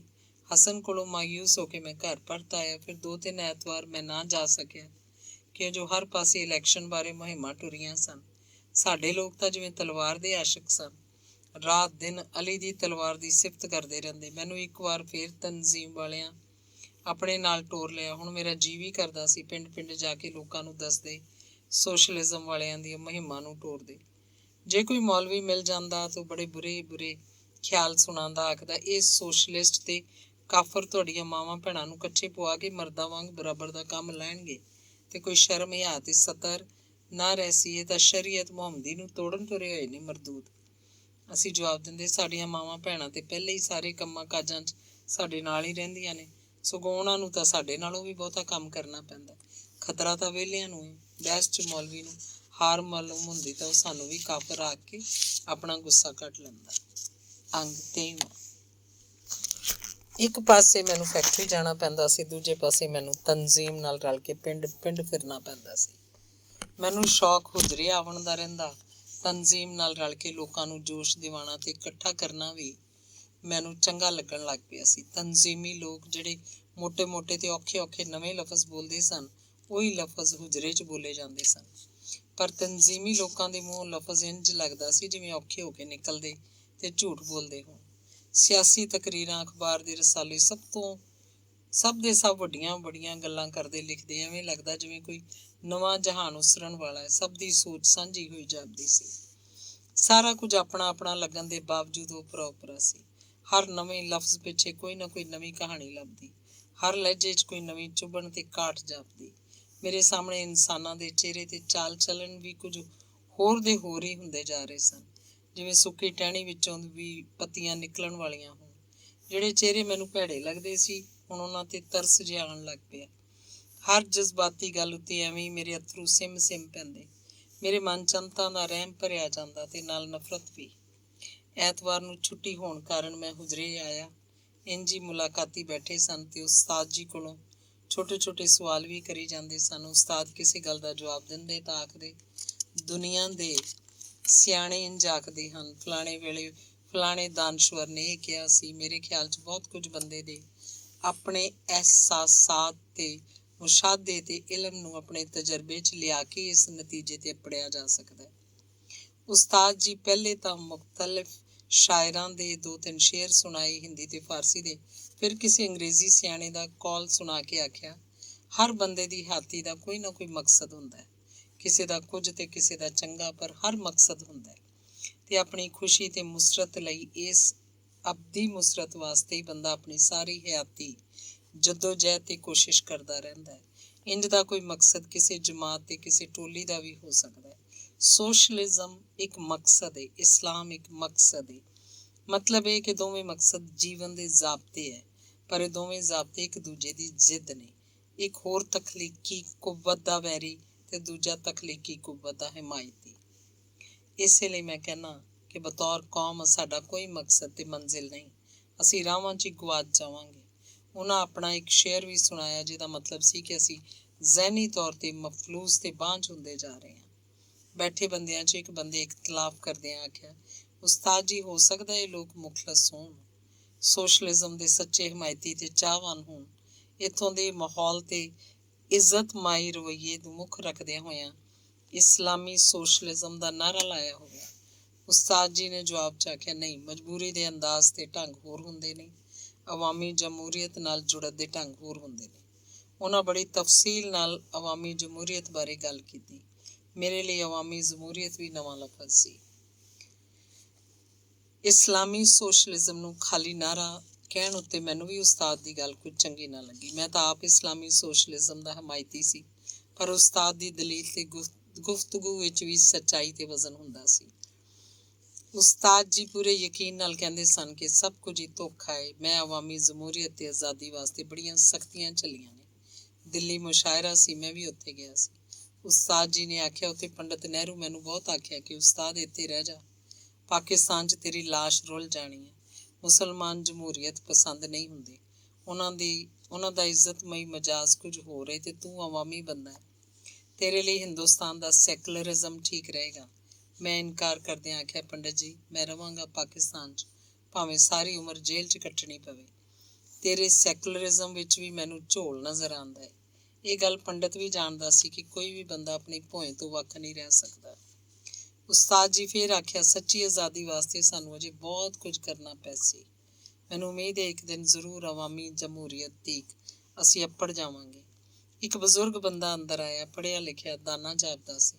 ਉਸਤਾਦ ਜੀ ਉਹਨੂੰ ਉੱਠ ਕੇ ਗਲੇ ਮਿਲੇ। ਬਾਕੀ ਦੇ ਬੰਦਿਆਂ ਵੀ ਸੂਫੀ ਜੀ ਕਹਿ ਕੇ ਸਲਾਮ ਕੀਤਾ। ਉਸਤਾਦ ਜੀ ਉਹਨਾਂ ਨੂੰ ਆਪਣੇ ਨਾਲ ਮੰਜੀ ਉੱਤੇ ਸਰਹੰਦੀ ਵਾਲੇ ਪਾਸੇ ਬਿਠਾਇਆ। ਲੱਗਦਾ ਸੀ ਉਹਨਾਂ ਦਾ ਬਹੁਤ ਇਤਰਾਮ ਹੈ ਉਸਤਾਦ ਜੀ ਦੀਆਂ ਨਜ਼ਰਾਂ 'ਚ। ਦੋਵੇਂ ਇੱਕ ਦੂਜੇ ਦਾ ਹਾਲ ਪੁੱਛਣ ਵੇਲੇ ਬੜੇ ਹੀ ਖਲੂਸ ਤੇ ਪਿਆਰ ਨਾਲ ਬੋਲਦੇ ਸਨ। ਬਾਕੀ ਦੇ ਲੋਕ ਇਜਾਜ਼ਤ ਲੈ ਕੇ ਜਾ ਰਹੇ ਸਨ। ਮੈਂ ਵੀ ਜਾਣ ਲਈ ਉੱਠਿਆ ਤਾਂ ਉਹਨਾਂ ਹੱਥ ਦੇ ਇਸ਼ਾਰੇ ਨਾਲ ਮੈਨੂੰ ਬੈਠਣ ਲਈ ਕਿਹਾ। ਮੈਂ ਬਹਿ ਗਿਆ। ਕੁਝ ਦੇਰ ਬਾਅਦ ਮੈਨੂੰ ਉਹਨਾਂ ਆਖਿਆ, ਜਾ ਉਸ ਨੁੱਕਰ ਵਾਲੀ ਦੁਕਾਨ ਤੋਂ ਇੱਕ ਕੋਕਾ ਕੋਲਾ ਫੜ ਲਿਆ। ਮੈਂ ਉੱਠ ਕੇ ਤੁਰਿਆ ਤਾਂ ਬੋਲੇ, ਪੈਸੇ ਨਾ ਦੇ ਕੇ ਆਈ, ਮੇਰਾ ਨਾਂ ਲਵੀਂ, ਮੇਰਾ ਖਾਤਾ ਚੱਲਦਾ। ਮੈਂ ਜਾ ਕੇ ਕੋਕਾ ਕੋਲਾ ਲੈ ਆਇਆ, ਪਰ ਸਾਰੇ ਰਾਹ ਹੀ ਸੋਚਦਾ ਰਿਹਾ ਕਿ ਉਸਤਾਦ ਜੀ ਇੰਨੇ ਕੰਜੂਸ ਤਾਂ ਨਹੀਂ। ਫਿਰ ਉਹਨਾਂ ਇੱਕੋ ਬੋਤਲ ਕਿਉਂ ਮੰਗਵਾਈ ਹੈ। ਬੋਤਲ ਫੜਾਈ ਤੇ ਹੁਕਮ ਹੋਇਆ, ਜਾ ਜ਼ਰਾ 2-4 ਆਨੇ ਦੀ ਬਰਫ਼ ਵੀ ਫੜ ਲਿਆ। ਮੈਂ ਜਾ ਕੇ ਬਰਫ਼ ਲੈ ਆਇਆ। ਉਹਨਾਂ ਬਰਫ਼ ਦੇ ਟੋਟੇ ਗਲਾਸ 'ਚ ਪਾਏ, ਮੰਜੀ ਦੇ ਹੇਠੋਂ ਸ਼ਰਾਬ ਦੀ ਬੋਤਲ ਕੱਢੀ, ਸੂਫੀ ਦੇ ਸਾਹਮਣੇ ਰੱਖ ਕੇ ਆਖਿਆ, ਲਵੋ ਸੂਫੀ ਜੀ, ਕਰੰਟ ਲਾਓ। ਤੇ ਤੁਸੀਂ ਨਹੀਂ ਲਾਵਣਾ? ਸੂਫੀ ਜੀ ਗਲਾਸ 'ਚ ਸ਼ਰਾਬ ਪਾਉਂਦੇ ਆਖਿਆ। ਮੈਂ ਕਰੰਟ ਲਾਇਆ ਹੋਇਆ, ਮੈਂ ਬੜੇ ਮਜ਼ੇ 'ਚ ਹਾਂ। ਸੂਫੀ ਸਾਹਿਬ ਨਿੱਕੇ ਨਿੱਕੇ ਘੁੱਟ ਭਰਦੇ ਜਾਂਦੇ, ਨਾਲ ਨਾਲ ਨਿੱਕੀਆਂ ਨਿੱਕੀਆਂ ਗੱਲਾਂ ਹੌਲੀ ਹੌਲੀ ਵਿਚਾਰ ਵਟਾਂਦਰਾ ਵੀ ਕਰਦੇ ਜਾਂਦੇ, ਜਿਵੇਂ ਬੜੇ ਰਾਜ਼ ਵਾਲੀਆਂ ਗੱਲਾਂ ਹੋਣ।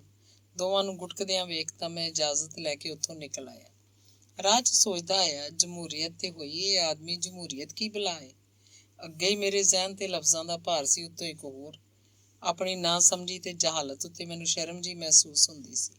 ਦੇਸ਼ 'ਚ ਹਰ ਪਾਸੇ ਲਫ਼ਜ਼ਾਂ ਦੀ ਬਹਾਰ ਸੀ। ਅਸੀਂ ਮਜ਼ਦੂਰ ਇੱਕ ਜਲਸੇ ਦੀ ਤਿਆਰੀ ਬੜੇ ਸ਼ੌਕ ਜੋਸ਼ ਤੇ ਚਾਅ ਨਾਲ ਕਰ ਰਹੇ ਸਾਂ। ਅਗਲੇ ਮਹੀਨੇ ਸਾਲਾਨਾ ਮੰਗਾਂ ਫੈਕਟਰੀ ਦਾ ਇੰਤਜ਼ਾਮੀਆਂ ਨੂੰ ਦੇਣੀਆਂ ਸੀ। ਪਹਿਲੀ ਵਾਰ ਜਲਸਾ ਆਜ਼ਾਦੀ ਨਾਲ ਤੇ ਮਜ਼ਦੂਰਾਂ ਦੀ ਮਰਜ਼ੀ ਨਾਲ ਹੋ ਰਿਹਾ ਸੀ। ਕੋਈ ਰੋਕ ਟੋਕ ਤੇ ਡਰ ਖੌਫ ਨਹੀਂ ਸੀ। ਫੈਕਟਰੀ ਦੇ ਗੇਟ ਸਾਹਮਣੇ ਇੱਕ ਖੁੱਲੀ ਥਾਂ ਤੇ ਮਿੱਟੀ ਦਾ ਥੜਾ ਬਣਾ ਕੇ ਉਹਨੂੰ ਸਟੇਜ ਦੀ ਥਾਂ ਵਰਤਣ ਲਈ ਤਿਆਰ ਕਰ ਲਿਆ ਹੋਇਆ ਸੀ। ਮੰਗਲ ਵਾਲੇ ਦਿਨ 4 ਵਜੇ ਦਾ ਵੇਲਾ ਮਿਥਿਆ ਹੋਇਆ ਸੀ, ਕਿਉਂ ਜੋ ਮਜ਼ਦੂਰਾਂ ਨੂੰ 4 ਵਜੇ ਛੁੱਟੀ ਹੋਣੀ ਸੀ ਤੇ ਨਾਲ ਹੀ ਜਲਸਾ ਗਾਹ 'ਚ ਆਉਣਾ ਮਜ਼ਦੂਰਾਂ ਲਈ ਸੌਖਾ ਸੀ। ਮੰਗਲ ਨੂੰ 4 ਵਜੇ ਛੁੱਟੀ ਹੋਈ ਤੇ ਮਜ਼ਦੂਰ ਜੋਸ਼ ਨਾਲ ਨਾਅਰੇ ਮਾਰਦੇ ਹੋਏ ਜਲਸੇ ਵਾਲੀ ਥਾਂ ਤੇ ਆ ਰਹੇ ਸੀ। ਬੜੇ ਜੋਸ਼ੀਲੇ ਨਾਅਰੇ ਲੱਗਦੇ ਪਏ ਸੀ। ਸਰਮਾਏਦਾਰੀ ਦੇ ਖਿਲਾਫ ਮਜ਼ਦੂਰਾਂ ਨੂੰ ਇਕਮੁੱਠ ਹੋਣ ਵਾਲੇ ਨਾਅਰੇ ਤੇ ਜਿਹੜਾ ਵਾਹਵੇ ਉਹ ਵੀ ਖਾਵੇ ਵਰਗੇ ਨਾਅਰੇ ਵੀ ਮੁੜ ਮੁੜ ਲੱਗਦੇ ਸਨ। ਜਲਸੇ ਦੀ ਥਾਂ ਉੱਤੇ ਪਹਿਲੇ ਤੋਂ ਆਏ ਮਜ਼ਦੂਰ ਵੀ ਜਵਾਬ 'ਚ ਉਨੀ ਉੱਚੀ ਬੋਲਦੇ। ਇਹ ਸਭ ਕੁਝ ਦਿਲ 'ਚ ਖੁੱਭ ਜਾਂਦਾ ਸੀ। ਇਨਕਲਾਬ ਜ਼ਿੰਦਾਬਾਦ, ਸਾਰਾ ਜਹਾਨ ਸਾਡਾ ਹੈ। ਹਰ ਆਵਣ ਵਾਲੀ ਮਜ਼ਦੂਰ ਟੋਲੀ ਕੋਲ ਲਾਲ ਝੰਡਾ ਹੁੰਦਾ ਸੀ। ਏਸ਼ੀਆ ਸੁਰਖੇ ਆਖਦੇ ਨਾਅਰੇ ਮਾਰਦੇ ਜਲਸਾ ਗਾਹ 'ਚ ਆਉਂਦੇ ਸੀ। ਮੈਂ ਸਟੇਜ ਤਿਆਰ ਕਰਨ ਵਾਲਿਆਂ ਦੇ ਨਾਲ ਸੀ। ਇਹ ਸਾਰਾ ਕੁਝ ਵੇਖ ਕੇ ਮੈਨੂੰ ਬੜਾ ਸਵਾਦ ਤੇ ਮਜ਼ਾ ਆਇਆ। ਇੰਜ ਲੱਗਦਾ ਸੀ ਕਿ ਹੁਣ ਇਨਕਲਾਬ ਆਇਆ ਕਿ ਆਇਆ। ਜਲਸੇ 'ਚ ਮਜ਼ਦੂਰ ਟੋਲੀਆਂ ਤੇ ਜੱਥੇ ਬਣ ਕੇ ਆ ਰਹੇ ਸੀ। ਬਹੁਤ ਮਜ਼ਦੂਰ ਸੀ ਉਸ ਜਲਸੇ 'ਚ। ਜਲਸੇ ਦਾ ਇੱਕ ਆਗੂ ਰੋਂਦੂ ਸੀ ਤੇ ਬੜੀ ਉੱਚੀ ਉੱਚੀ ਜੋਸ਼ੀਲੇ ਨਾਅਰੇ ਲਵਾ ਰਿਹਾ ਸੀ। ਮੈਨੂੰ ਬੜੀ ਹੈਰਾਨੀ ਹੋਈ, ਕਿੱਥੇ ਰੋਂਦੂ, ਕਿੱਥੇ ਮਜ਼ਦੂਰਾਂ ਦੀ ਅਗਵਾਈ। ਮੈਂ ਹੈਰਾਨੀ ਤੇ ਖੁਸ਼ੀ ਦੇ ਰਲੇ ਮਿਲੇ ਜਜ਼ਬਾਤ ਨਾਲ ਰੋਂਦੂ ਨੂੰ ਅੱਗੇ ਵੱਧ ਕੇ ਮਿਲਿਆ। ਉਸ ਵੀ ਘੁੱਟ ਜੱਫੀ ਪਾਈ, ਫਿਰ ਨਾਅਰੇ ਮਾਰਨ ਲੱਗ ਪਿਆ। ਜਲਸੇ ਦੀ ਕਾਰਵਾਈ ਸ਼ੁਰੂ ਹੋਈ। ਮਜ਼ਦੂਰ ਰਹਿਨੁਮਾ ਤੇ ਆਗੂ ਵਾਰੀ ਵਾਰੀ ਆ ਕੇ ਉਰਦੂ 'ਚ ਤਕਰੀਰਾਂ ਕਰਦੇ, ਸਰਮਾਏਦਾਰਾਂ ਜਗੀਰਦਾਰਾਂ ਨੂੰ ਰੱਜ ਕੇ ਗਾਲਾਂ ਕੱਢਦੇ। ਜਵਾਬ 'ਚ ਮਜ਼ਦੂਰ ਇਨਕਲਾਬ ਇਨਕਲਾਬ ਦੇ ਨਾਅਰੇ ਲਾਉਂਦੇ। ਤਕਰੀਰਾਂ ਮਗਰੋਂ ਸਟੇਜ ਸੈਕਟਰੀ ਮੈਨੂੰ ਨਜ਼ਮ ਸੁਣਾਉਣ ਲਈ ਆਵਾਜ਼ ਦੇ ਦਿੱਤੀ। ਮੈਨੂੰ ਚੇਤਾ ਵੀ ਨਹੀਂ ਸੀ, ਨਾ ਹੀ ਮੈਂ ਕੋਈ ਤਿਆਰੀ ਕੀਤੀ ਸੀ, ਨਾ ਹੀ ਮੈਂ ਕੋਈ ਨਜ਼ਮ ਕਿਸੇ ਨੂੰ ਸੁਣਾਈ ਸੀ। ਇੱਕ ਅੱਧਾ ਸ਼ੇਰ ਜਾਂ ਕੱਚੀ ਪੱਕੀ ਨਜ਼ਮ ਕੱਲੇ ਦੁਕੱਲੇ ਮਜ਼ਦੂਰ ਨੂੰ ਸੁਣਾ ਛੱਡੀ ਬਸ। ਪਰ ਸਟੇਜ ਸੈਕਟਰੀ ਨੇ ਮੈਨੂੰ ਇੰਝ ਬੁਲਾਇਆ ਜਿਵੇਂ ਬਹੁਤ ਹੀ ਵਧੀਆ ਸ਼ਾਇਰ ਹੁੰਨਾ। ਸੈਕਟਰੀ ਇਮਦਾਦ ਅਲੀ ਮੈਥੋਂ ਕੋਈ ਸ਼ੇਰ ਸੁਣਿਆ ਵੀ ਨਹੀਂ ਸੀ ਹੋਇਆ। ਮੈਂ ਦਿਲ ਹੀ ਦਿਲ 'ਚ ਇਮਦਾਦ ਅਲੀ ਨੂੰ ਮੰਦਾ ਭੈੜਾ ਵੀ ਆਖਿਆ, ਪਰ ਇੰਨੇ ਮਜ਼ਦੂਰਾਂ ਦੇ ਸਾਹਮਣੇ ਮੈਂ ਬੋਲਾਂ ਤੇ ਕੀ ਬੋਲਾਂ।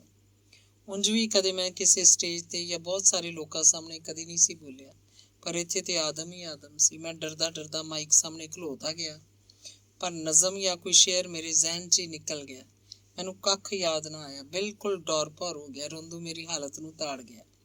ਉਹ ਝੱਟ ਮੇਰੇ ਕੋਲ ਆਇਆ। ਉਸ ਆਮਦੇ ਹੀ ਆਖਿਆ, ਖਲੋ ਜਾ ਬਈ, ਨਜ਼ਮ ਤੋਂ ਪਹਿਲਾਂ ਸਾਨੂੰ ਉਹ ਲਤੀਫਾ ਸੁਣਾਓ ਜਿਹਦੇ 'ਚ ਇੱਕ ਚੀਨੀ ਚਿੜੀ ਚੀਨ ਦੇ ਇਨਕਲਾਬ ਕੋਲੋਂ ਡਰਦੀ ਇੱਧਰ ਆ ਜਾਂਦੀ ਹੈ ਤੇ ਇੱਧਰ ਦੇ ਸਰਮਾਏਦਾਰ ਚਿੜੇ ਦੇ ਢਹਿ ਚੜ ਜਾਂਦੀ ਹੈ। ਤੇ ਫਿਰ ਰੋਂਦੂ ਨਾਅਰੇ ਮਾਰਦੇ ਮਜ਼ਦੂਰਾਂ ਨੂੰ ਚੁੱਪ ਕਰਾਉਣ ਲਈ ਆਖਿਆ, ਸੁਣ ਕੇ ਬਈ, ਸੁਣ ਕੇ, ਜਰਾ ਗੱਲ ਗੌਰ ਕਰਨ ਵਾਲੀ ਹੈ। ਇੰਨੀ ਗੱਲ ਕਰਕੇ ਰੋਂਦੂ ਤਾਂ ਪਾਸੇ ਹਟ ਗਿਆ। ਇੰਨੀ ਦੇਰ 'ਚ ਮੈਂ ਸੰਭਲ ਗਿਆ। ਚੀਨੀ ਚਿੜੀ ਵਾਲਾ ਲਤੀਫਾ ਸੁਣਾਇਆ ਤੇ ਮਜ਼ਦੂਰ ਬਹੁਤ ਹੱਸੇ, ਸਗੋਂ ਹੱਸ ਕੇ ਦੂਰੇ ਭਿਆਉਂਦੇ ਸਨ। ਮੈਨੂੰ ਨਜ਼ਮ ਵੀ ਯਾਦ ਆ ਗਈ। ਮੇਰਾ ਹੌਸਲਾ ਵੱਧ ਗਿਆ ਸੀ। ਨਜ਼ਮ ਭਾਵੇਂ ਕੱਚੀ ਤੇ ਬੇਵਜਨੀ ਸੀ, ਪਰ ਮੈਂ ਪੂਰੇ ਜੋਸ਼ ਤੇ ਗੁੱਸੇ ਨਾਲ ਯਰਕ ਕੇ ਆਖਿਆ, ਸਰਮਾਏਦਾਰਾ ਨਿਤ ਨਵੇਂ ਜ਼ੁਲਮ ਤੂੰ ਕਰਨਾ ਏ, ਹੱਕ ਮਾਰ ਕੇ ਸਾਡਾ ਤੂੰ ਬੋਝੇ ਭਰਨਾ ਏ, ਪਰ ਯਾਦ ਰੱਖੀ ਤੂੰ ਸਾਡਾ ਲਹੂ ਪੀਣਾ ਏ, ਸਾਨੂੰ ਮਾਰ ਕੇ ਆਪ ਤੂੰ ਜੀਣਾ ਏ, ਅਸੀਂ ਤੇਰਾ ਖੂਨ ਨਿਚੋੜਾਂਗੇ, ਤੇਰਾ ਕੀਤਾ ਤੈਨੂੰ ਮੋੜਾਂਗੇ। ਇਸ ਵਿੰਗੀ ਚਿੱਬੀ ਤੇ ਬੇਵਜ਼ਨ ਨਜ਼ਮ ਉੱਤੇ ਮਜ਼ਦੂਰਾਂ ਉੱਤੇ ਉਹ ਨਾਅਰੇ ਮਾਰੇ ਕਿ ਮੈਨੂੰ ਤਾਂ ਜ਼ਮੀਨ ਅਸਮਾਨ ਘੁੰਮਦਾ ਨਜ਼ਰ ਆਇਆ। ਰੋਂਦੂ ਇਨਕਲਾਬੀ ਨਾਅਰੇ ਲਵਾ ਕੇ ਜਲਸੇ ਨੂੰ ਗਰਮਾ ਦਿੱਤਾ। ਮੇਰੀ ਤਾਰੀਫ 'ਚ ਵੀ ਰੋਂਦੂ ਬਹੁਤ ਨਾਅਰੇ ਲਵਾਏ, ਕਾਮਰੇਡ ਗੋਗੀ ਜ਼ਿੰਦਾਬਾਦ, ਮਜ਼ਦੂਰ ਸ਼ਾਇਰ ਜ਼ਿੰਦਾਬਾਦ, ਪਤਾ ਨਹੀਂ ਹੋਰ ਕੀ। ਮਜ਼ਦੂਰਾਂ ਵੀ ਮੇਰੇ ਇੱਕ ਸ਼ੇਰ ਨੂੰ 4 ਵਾਰੀ ਸੁਣਿਆ ਤੇ ਤਾੜੀਆਂ ਮਾਰ ਕੇ ਮੈਨੂੰ ਅਸਮਾਨ ਤੇ ਚੜ੍ਹਾਤਾ। ਸਾਡੀ ਯੂਨੀਅਨ ਦੇ ਸਦਰ ਆ ਕੇ ਮਾਈਕ ਉੱਤੇ ਮੇਰੇ ਹੱਕ 'ਚ ਨਾਅਰੇ ਲਵਾਏ। ਮੈਂ ਸੱਚਮੁੱਚ ਆਪਣੇ ਆਪ ਨੂੰ ਮਜ਼ਦੂਰ ਲੀਡਰ ਸਮਝਣ ਲੱਗ ਪਿਆ ਸੀ। ਦੂਜੇ ਦਿਨ ਯੂਨੀਅਨ ਦੇ ਸਦਰ ਮੈਨੂੰ ਸੈਕਸ਼ਨ ਮੈਂਬਰ ਬਣਾ ਦਿੱਤਾ। ਲੈ, ਅੰਨਾ ਕੀ ਭਾਲੇ ਦੋ ਅੱਖਾਂ। ਮੈਂ ਤੇ ਪਹਿਲੇ ਹੀ ਆਪਣੇ ਆਪ ਨੂੰ ਮਜ਼ਦੂਰ ਲੀਡਰ ਸਮਝ ਰਿਹਾ ਸੀ। ਉੱਤੋਂ ਯੂਨੀਅਨ ਦਾ ਸੈਕਸ਼ਨ ਮੈਂਬਰ ਮਿੱਥਿਆ ਗਿਆ। ਮਜ਼ਦੂਰ ਸੁਣ ਕੇ ਆ ਕੇ ਮੇਰੀ ਨਜ਼ਮ ਦੀ ਤਾਰੀਫ ਕੀਤੀ ਜਾਂਦੇ। ਜਿਹੜੇ ਮਜ਼ਦੂਰ ਜਲਸੇ 'ਚ ਨਹੀਂ ਆਏ ਉਹ ਸੁਣ ਕੇ ਮੇਰੇ ਕੋਲ ਆ ਕੇ ਸ਼ਾਬਾਸ਼ ਦੇ ਜਾਂਦੇ। ਹੁਣ ਮੇਰੇ ਹਰ ਵੇਲੇ ਤੇ ਹਰ ਗੱਲ ਉੱਤੇ ਸੈਕਸ਼ਨ ਇੰਚਾਰਜ ਨਾਲ ਝੜਪ ਤੇ ਬਹਿਸ। ਉਹ ਬਥੇਰਾ ਆਖਦਾ, ਗੋਗੀ ਜੀ ਮੈਂ ਵੀ ਤੁਹਾਡੇ ਵਾਂਗ ਮੁਲਾਜ਼ਮ ਹਾਂ। ਪਰ ਮੈਂ ਕਿੱਥੇ ਸੁਣਾ। ਮੈਂ ਤਾਂ ਆਖਦਾ, ਨਾ, ਤੂੰ ਤੇ ਸਰਮਾਏਦਾਰੀ ਦੀ ਪਹਿਲੀ ਪੌੜੀ ਹੈ। ਸਾਡਾ ਇਤਸਾਲ ਤੇਰੇ ਜ਼ਰੀਏ ਹੀ ਹੁੰਦਾ ਹੈ। ਮੈਂ ਤੈਨੂੰ ਛੱਡਣਾ ਨਹੀਂ। ਮੇਰੀ ਦਾੜ ਹੇਠਾਂ ਪਹਿਲਾ ਸ਼ਿਕਾਰ ਸੀ ਉਹ, ਤੇ ਮੈਂ ਹਰ ਨਵਾਂ ਲਫ਼ਜ਼ ਇੰਚਾਰਜ ਉੱਤੇ ਇਸਤੇਮਾਲ ਕੀਤਾ। ਮੇਰੇ ਤੰਗ ਕਰਨ ਉੱਤੇ ਸੈਕਸ਼ਨ ਇੰਚਾਰਜ ਦੂਜੇ ਮਜ਼ਦੂਰਾਂ ਨਾਲ ਤੇ ਨਰਮ ਪੈ ਗਿਆ, ਪਰ ਮੇਰੇ ਖਿਲਾਫ ਹੋ ਗਿਆ। ਦੂਜੇ ਮਜ਼ਦੂਰਾਂ ਦੀ ਗੱਲ ਗੌਰ ਨਾਲ ਸੁਣਦਾ, ਉਹਨਾਂ ਦੇ ਮਸਲੇ ਨੂੰ ਹੱਲ ਕਰਨ 'ਚ ਉਹਨਾਂ ਦੀ ਮਦਦ ਕਰਦਾ ਤੇ ਉਹਨਾਂ ਨਾਲ ਦੋਸਤੀ ਗੰਢਣ ਦਾ ਯਤਨ ਕਰਦਾ। ਮੇਰੇ ਸਾਥੀ ਮੇਰੀ ਤਾਰੀਫ ਕਰਨ ਵਾਲੇ ਸੈਕਸ਼ਨ ਇੰਚਾਰਜ ਦੇ ਸੱਜਣ ਤੇ ਚੰਗੇ ਮਜ਼ਦੂਰ ਹੋ ਗਏ। ਇੰਚਾਰਜ ਦੀ ਸਿਫਾਰਿਸ਼ ਨਾਲ ਤਰੱਕੀ ਕਰ ਗਏ। ਉਹਨਾਂ ਦੀਆਂ ਤਨਖਾਹਾਂ 'ਚ ਵਾਧਾ ਹੋ ਗਿਆ, ਪਰ ਮੇਰੀ ਤਨਖਾਹ 72 ਰੁਪਏ ਸੀ, 72 ਹੀ ਰਹੀ। ਮੈਂ ਬਦਤਮੀਜ਼ ਤੇ ਨਾਪਸੰਦੀਦਾ ਮਜ਼ਦੂਰ ਹੋ ਗਿਆ। ਇੰਚਾਰਜ ਮੇਰੇ ਵੱਲੋਂ ਅੱਖਾਂ ਫੇਰ ਲਈਆਂ ਤੇ ਮੇਰੀ ਡਿਊਟੀ ਬਦਲ ਕੇ ਸ਼ਿਫਟਾਂ 'ਚ ਘੱਲ ਦਿੱਤਾ। ਬਦਲੇ 'ਚ ਮੈਂ ਹੋਰ ਵੀ ਤਲਖ ਹੋ ਗਿਆ ਤੇ ਆਪਣੀ ਯੂਨੀਅਨ ਉੱਤੇ ਵੀ ਤਨਕੀਦ ਕਰਨ ਲੱਗ ਪਿਆ। ਮੇਰੇ ਖਿਆਲ 'ਚ ਯੂਨੀਅਨ ਦਾ ਸਦਰ ਮਜ਼ਦੂਰ ਦੋਸਤ ਨਹੀਂ ਸੀ। ਉਹ ਨਿਰਾ ਆਪਣੇ ਆਪ ਨੂੰ ਹੀ ਚੰਗਾ ਸਮਝਦਾ ਸੀ, ਆਪਣੇ ਮਤਲਬ ਦੇ ਲਾਭ ਵਾਸਤੇ ਹੀ ਕੁਝ ਕਰਦਾ।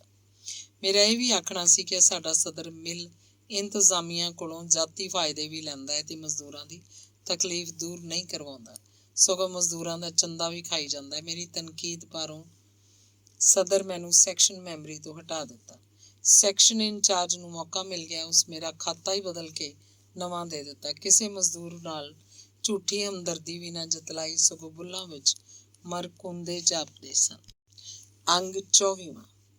ਯੂਨੀਅਨ ਵੱਲੋਂ ਮਿਲ ਇੰਤਜ਼ਾਮੀਆਂ ਨਾਲ ਇੱਕ ਵਾਰੀ ਫੇਰ ਫੱਡਾ ਚੱਲ ਰਿਹਾ ਸੀ। ਹੜਤਾਲ ਦਾ ਨੋਟਿਸ ਵੀ ਦਿੱਤਾ ਸੀ। ਗੱਲਬਾਤ ਵੀ ਚੱਲਦੀ ਜਾਂਦੀ ਸੀ। ਮਜ਼ਦੂਰ ਅੰਤ ਇਕੱਠੇ ਹੋ ਕੇ ਗੇਟ ਦੇ ਸਾਹਮਣੇ ਇੰਤਜ਼ਾਮੀਆਂ ਦੇ ਖਿਲਾਫ ਨਾਅਰੇਬਾਜ਼ੀ ਕਰਦੇ। ਕਦੀ ਕੌਮੀ ਤੇ ਸੂਬਾਈ ਅਸੈਂਬਲੀ ਦੇ ਜਿੱਤੇ ਹੋਏ ਮੈਂਬਰਾਂ ਨੂੰ ਬੁਲਾ ਕੇ ਆਪਣੇ ਨਾਲ ਖੜਾ ਕਰ ਲੈਂਦੇ। ਬਸ ਉਡੀਕ ਰੱਖੋ, ਜਦੋਂ ਵੀ ਆਵਾਮੀ ਨੁਮਾਇੰਦਿਆਂ ਨੂੰ ਹਕੂਮਤ ਮਿਲੀ ਤਾਂ ਸਮਝੋ ਮਜ਼ਦੂਰਾਂ ਦੇ ਦੁੱਖ ਦੂਰ ਹੋ ਗਏ। ਤਕਰੀਰਾਂ ਸੁਣ ਕੇ ਮਜ਼ਦੂਰ ਹੋਰ ਵੀ ਜੋਸ਼ 'ਚ ਆ ਗਏ। ਹੜਤਾਲ ਦੇ ਨੋਟਿਸ ਦੇ ਦਿਨ ਮੁੱਕਣ ਵਾਲੇ ਸਨ। ਅਸੀਂ ਹੜਤਾਲ ਕਰਨ ਲਈ ਤਿਆਰੀ ਕਰਨ ਲੱਗ ਪਏ। ਠੀਕ ਉਸੇ ਦਿਨ ਜਿਸ ਦਿਨ ਹੜਤਾਲ ਨੋਟਿਸ ਦੀ ਤਰੀਕ ਖਤਮ ਹੋਈ, ਇੱਕ ਦਿਨ ਪਹਿਲੇ ਜੰਗ ਛਿੜ ਪਈ। ਸਾਨੂੰ ਕੁਝ ਸਮਝ ਨਾ ਆਏ ਕਿ ਹੜਤਾਲ ਕਰੀਏ ਕਿ ਨੋਟਿਸ ਵਾਪਸ ਲੈ ਲਈਏ। ਨੋਟਿਸ ਦੇ ਵਾਪਸ ਹੋਣ ਦੀ ਤਾਰੀਖ ਮੁੱਕ ਗਈ ਸੀ। ਹੜਤਾਲ ਕਰੀਏ ਤੇ ਬਹੁਤ ਬੁਰਾ ਜਾਪਦਾ ਸੀ ਕਿ ਜੰਗ ਛਿੜੀ ਹੋਵੇ ਤੇ ਮਜ਼ਦੂਰ ਹੜਤਾਲ ਕਰਨ। ਪਰ ਬੇਵਕੂਫ ਯੂਨੀਅਨ ਦੇ ਬੇਵਕੂਫ ਵਕੀਲ ਦਾ ਆਖਣਾ ਸੀ ਕਿ ਜੇ ਤੁਸੀਂ ਹੁਣ ਹੜਤਾਲ ਨਾ ਕੀਤੀ ਫਿਰ ਕਦੇ ਨਹੀਂ ਕਰ ਸਕਦੇ। ਖੁੰਝਿਆ ਵੇਲਾ ਹੱਥ ਨਾ ਆਪਸੀ। ਯੂਨੀਅਨ ਦੇ ਲੀਡਰਾਂ ਮਜ਼ਦੂਰਾਂ ਦੀ ਤੋਂ ਹੜਤਾਲ ਕਰਵਾਤੀ। ਜਦ ਹੜਤਾਲ ਕਰ ਰਹੇ ਮਜ਼ਦੂਰ ਬਾਹਰ ਬਹਿ ਗਏ ਤਾਂ ਬਹੁਤ ਪੱਚੀ ਹੋਈ। ਕਾਨੂੰਨ ਦੀ ਲੋੜ ਤਾਂ ਪੂਰੀ ਹੋ ਗਈ, ਪਰ ਜਿਹੜਾ ਵੀ ਸਾਨੂੰ ਹੜਤਾਲ ਤੇ ਬੈਠਿਆ ਵੇਖਦਾ ਉਹ ਵੀ ਫਿੱਟੇ ਮੂੰਹ ਆ ਕੇ ਮਜ਼ਦੂਰਾਂ ਦੀ ਬੇਇੱਜ਼ਤੀ ਕਰਦਾ। ਅਸੀਂ ਲੋਕਾਂ ਕੋਲੋਂ ਮੂੰਹ ਵੀ ਲੁਕਾਈਏ ਤੇ ਹੜਤਾਲ ਉੱਤੇ ਵੀ ਬੈਠੀਏ। ਸਾਨੂੰ ਕੁਝ ਸਮਝ ਨਹੀਂ ਸੀ ਆ ਰਹੀ। ਮੈਨੂੰ ਗੱਲ ਕਰਨ ਦਾ ਮੌਕਾ ਮਿਲਿਆ ਤਾਂ ਮੈਂ ਰੱਜ ਕੇ ਯੂਨੀਅਨਾਂ ਨੂੰ ਬੁਰਾ ਭਲਾ ਆਖਿਆ ਕਿ ਇਹ ਹੀ ਦੁਸ਼ਮਣੀ ਹੈ ਮਜ਼ਦੂਰਾਂ ਤੇ ਮੁਲਕ ਦੇ ਨਾਲ। ਇਹ ਸਾਨੂੰ ਹਰ ਬੰਦੇ ਕੋਲੋਂ ਸ਼ਰਮਿੰਦਿਆ ਕਰਵਾ ਰਹੇ ਨੇ। ਯੂਨੀਅਨ ਵਾਲੇ ਕੀ ਜਵਾਬ ਦਿੰਦੇ? ਵਕੀਲ ਦੇ ਆਖਣ ਉੱਤੇ ਹੜਤਾਲ ਦਾ ਕਰ ਬੈਠੇ। ਬਹਾਨਾ ਕੋਈ ਲੱਭ ਨਹੀਂ ਸੀ ਰਿਹਾ। ਆਪਣਾ ਆਪ ਫੈਕਟਰੀ ਜਾਣ ਤੋਂ ਰਹੀ। ਇੱਕ ਦੂਜੇ ਕੋਲੋਂ ਖਿਜੇ ਰਹਿਣ ਲੱਗ ਪਏ। ਐਵੇਂ ਝੂਠੀਆਂ ਤਸੱਲੀਆਂ ਦੇ ਇੱਕ ਦੂਜੇ ਨੂੰ ਹੌਸਲਾ ਦਿੰਦੇ ਸੀ। ਆਖਰ 2 ਦਿਨਾਂ ਮਗਰੋਂ ਹੀ ਜ਼ਿਲ੍ਹਾ ਇੰਤਜ਼ਾਮੀਆਂ 'ਚ ਪੈ ਗਈ ਤੇ ਬਿਨਾਂ ਕਿਸੇ ਸ਼ਰਤ ਦੇ ਮਨਵਾ ਲਿਆ। ਅਸੀਂ ਹਥਿਆਰ ਸੁੱਟ ਦਿੱਤੇ, ਜਾ ਕੇ ਫੈਕਟਰੀ ਚਾਲੂ ਕਰਤੀ। ਕੰਮ ਤਾਂ ਸ਼ੁਰੂ ਹੋ ਗਿਆ, ਪਰ ਮਜ਼ਦੂਰ ਆਪਣੀ ਨਾਕਾਮੀ ਉੱਤੇ ਬਹੁਤ ਦੁਖੀ ਹੋਏ। ਫਿਰ ਅਚਨਚੇਤ ਖਬਰ ਆਈ ਕਿ ਸਾਡੀਆਂ ਫੌਜਾਂ ਸਾਡੇ ਵਾਂਗਰ ਬਿਨਾਂ ਕਿਸੇ ਸ਼ਰਤ ਦੇ ਹਥਿਆਰ ਸੁੱਟ ਦਿੱਤੇ ਨੇ। ਹੁਣ ਬੰਗਾਲ ਵੱਖ ਹੋ ਗਿਆ ਹੈ। ਇਹ ਖਬਰ ਸੁਣ ਕੇ ਬਹੁਤ ਦੁੱਖ ਹੋਇਆ। ਜਿਵੇਂ ਮੁੱਲਾਂ ਦੀ ਦੌੜ ਮਸੀਤ ਤੀਕਰ ਹੁੰਦੀ ਹੈ, ਇੰਝ ਹੀ ਮੈਂ ਉਦਾਸ ਹੁੰਦਾ ਤਾਂ ਹੁਜਰੇ ਆ ਜਾਂਦਾ। ਮੈਂ ਕਈ ਦਿਨ ਇੱਥੋਂ ਦੀਆਂ ਸੁਣੀਆਂ ਗੱਲਾਂ ਤੇ ਗੌਰ ਕਰਦਾ ਰਹਿੰਦਾ। ਕੁਝ ਗੱਲਾਂ ਦੀ ਚੰਗੀ ਸਮਝ ਆ ਜਾਇਆ ਕਰਦੀ, ਕੁਝ ਪੂਰੀ ਤਰ੍ਹਾਂ ਸਮਝ ਨਹੀਂ ਸੀ ਪੈਂਦੀਆਂ। ਹਰ ਵਾਰ ਕੋਈ ਨਾ ਕੋਈ ਨਵੀਂ ਗੱਲ ਸੁਣਨ ਨੂੰ ਮਿਲਦੀ। ਹਥਿਆਰ ਸੁੱਟਣ ਮਗਰੋਂ ਆਇਆ ਤਾਂ ਇੱਥੇ ਵੀ ਉਹੀ ਅਫਸੋਸ ਤੇ ਉਹੀ ਗੱਲਾਂ ਹੋ ਰਹੀਆਂ ਸੀ। ਬਹੁਤੀ ਅੱਗ ਤਾਂ ਜ਼ੁਬਾਨ ਦੇ ਮਸਲੇ ਤੇ ਲੱਗੀ ਹੋਈ ਸੀ। ਬਾਅਦ 'ਚ ਭਾਵੇਂ ਉਹਨਾਂ ਦੀ ਜ਼ੁਬਾਨ ਨੂੰ ਮੰਨ ਲਿਆ ਗਿਆ ਸੀ, ਪਰ ਨਫ਼ਰਤ ਵਧਾ ਕੇ ਮੰਨਿਆ ਤਾਂ ਕੀ ਮੰਨਿਆ। ਆਪਣੀ ਜ਼ਬਾਨ ਦੀ ਅਹਿਮੀਅਤ ਬਾਰੇ ਮੈਨੂੰ ਪਤਾ ਲੱਗਾ ਕਿ ਜ਼ਬਾਨ ਹੀ ਬੰਦੇ ਦਾ ਅਸਲ ਹੁੰਦਾ ਹੈ। ਇਹ ਵੀ ਮਾਲੂਮ ਹੋਇਆ ਕਿ ਬੰਦੇ ਦਾ ਮੁੱਢਲੇ ਹੱਕਾਂ ਵਿੱਚੋਂ ਪਹਿਲਾ ਹੱਕ ਜ਼ਬਾਨ ਦਾ ਹੁੰਦਾ ਹੈ। ਪਰ ਮੇਰੇ ਮਨ 'ਚ ਸਵਾਲ ਪੈਦਾ ਹੋਇਆ ਕਿ ਪੰਜਾਬੀਆਂ ਨੂੰ ਇਹ ਮੁੱਢਲਾ ਹੱਕ ਕਿਉਂ ਨਹੀਂ ਮਿਲਿਆ, ਜਾਂ ਪੰਜਾਬੀ ਆਪ ਹੀ ਜ਼ਬਾਨ ਦਾ ਹੱਕ ਨਹੀਂ ਲੈਂਦੇ। ਬੰਗਾਲ ਦੇ ਵੱਖ ਹੋਣ ਦਾ ਦੁੱਖ ਪਿੱਛੇ ਚਲਾ ਗਿਆ, ਮੇਰੇ ਸੀਨੇ 'ਚ ਜ਼ਬਾਨ ਦਾ ਦੁੱਖ ਅੱਗੇ ਆ ਗਿਆ। ਇਹ ਸਵਾਲ ਪੁੱਛਣ ਨੂੰ ਮੇਰਾ ਜੀਅ ਤਾਂ ਬਹੁਤ ਕੀਤਾ, ਪਰ ਮਾਹੌਲ ਐਸਾ ਸੀ ਮੈਂ ਪੁੱਛ ਨਾ ਸਕਿਆ। ਮੈਂ ਹੁਜਰੇ 'ਚ ਆਉਂਦਾ ਜਾਂਦਾ ਰਿਹਾ, ਪਰ ਸਵਾਲ ਪੁੱਛਣ ਦੀ ਹਿੰਮਤ ਨਹੀਂ ਸੀ ਹੁੰਦੀ। ਮੈਂ ਤਾਂ ਸਿਰਫ ਸੁਣਦਾ ਸੀ। ਮੈਨੂੰ ਯਾਦ ਆਇਆ, ਇੱਕ ਵਾਰ ਉਸਤਾਦ ਜੀ ਨੇ ਗੱਲਾਂ ਕਰਦਿਆਂ ਹੋਇਆਂ ਆਖਿਆ ਸੀ, ਬੰਦੇ ਨੂੰ ਆਪਣੀ ਪਛਾਣ ਕਰਨਾ ਬਹੁਤ ਮੁਸ਼ਕਿਲ ਹੁੰਦਾ ਹੈ। ਆਪਣਾ ਜੌਹਰ ਹੀ ਤਾਂ ਮਨੁੱਖ ਦਾ ਅਸਲ ਰੂਪ ਹੁੰਦਾ ਹੈ, ਪਰ ਆਪਣੀ ਸ਼ਨਾਖਤ ਤੇ ਆਪਣਾ ਆਪ ਜ਼ਾਹਰ ਹੋ ਜਾਏ ਤਾਂ ਫਿਰ ਹਯਾਤੀ ਕੁਝ ਸੁਖੀ ਹੋ ਜਾਂਦੀ ਹੈ। ਉਹਨਾਂ ਫਿਰ ਗੱਲ ਕੀਤੀ ਕਿ ਬੰਦਾ ਗੌਰ ਕਰੇ ਤਾਂ ਪਤਾ ਲੱਗ ਜਾਂਦਾ ਹੈ ਮੈਂ ਕੌਣ ਹਾਂ। ਉਹਨਾਂ ਮੇਰੇ ਵੱਲ ਇਸ਼ਾਰਾ ਕਰਕੇ ਆਖਿਆ, ਸ਼ੇਖੂਪੁਰੀਏ ਵੱਲ ਹੀ ਵੇਖੋ। ਮੇਰਾ ਦਿਲ ਕਹਿੰਦਾ ਹੈ ਕਿ ਇਹਦੇ 'ਚ ਕਹਾਣੀ ਕਹਿਣ ਦੇ ਜ਼ੌਰ ਹੋਣ। ਇਹਨਾਂ ਆਖਿਆ ਤੇ ਦੂਜੇ ਬੰਦਿਆਂ ਨੂੰ ਸੀ ਗੱਲ ਮੇਰੀ ਹੋਈ ਸੀ। ਮੈਂ ਸੋਚਣ ਲੱਗ ਪਿਆ, ਭਲਾ ਮੈਨੂੰ ਕਹਾਣੀ ਦਾ ਕੀ ਪਤਾ। ਮੈਂ ਤੇ ਕਦੀ ਸੋਚਿਆ ਹੀ ਨਹੀਂ ਕਿ ਕਹਾਣੀ ਕਿੰਝ ਦੀ ਹੁੰਦੀ ਹੈ, ਕਿਉਂ ਹੁੰਦੀ ਹੈ, ਕਿਵੇਂ ਕਹੀ ਜਾਂਦੀ ਹੈ।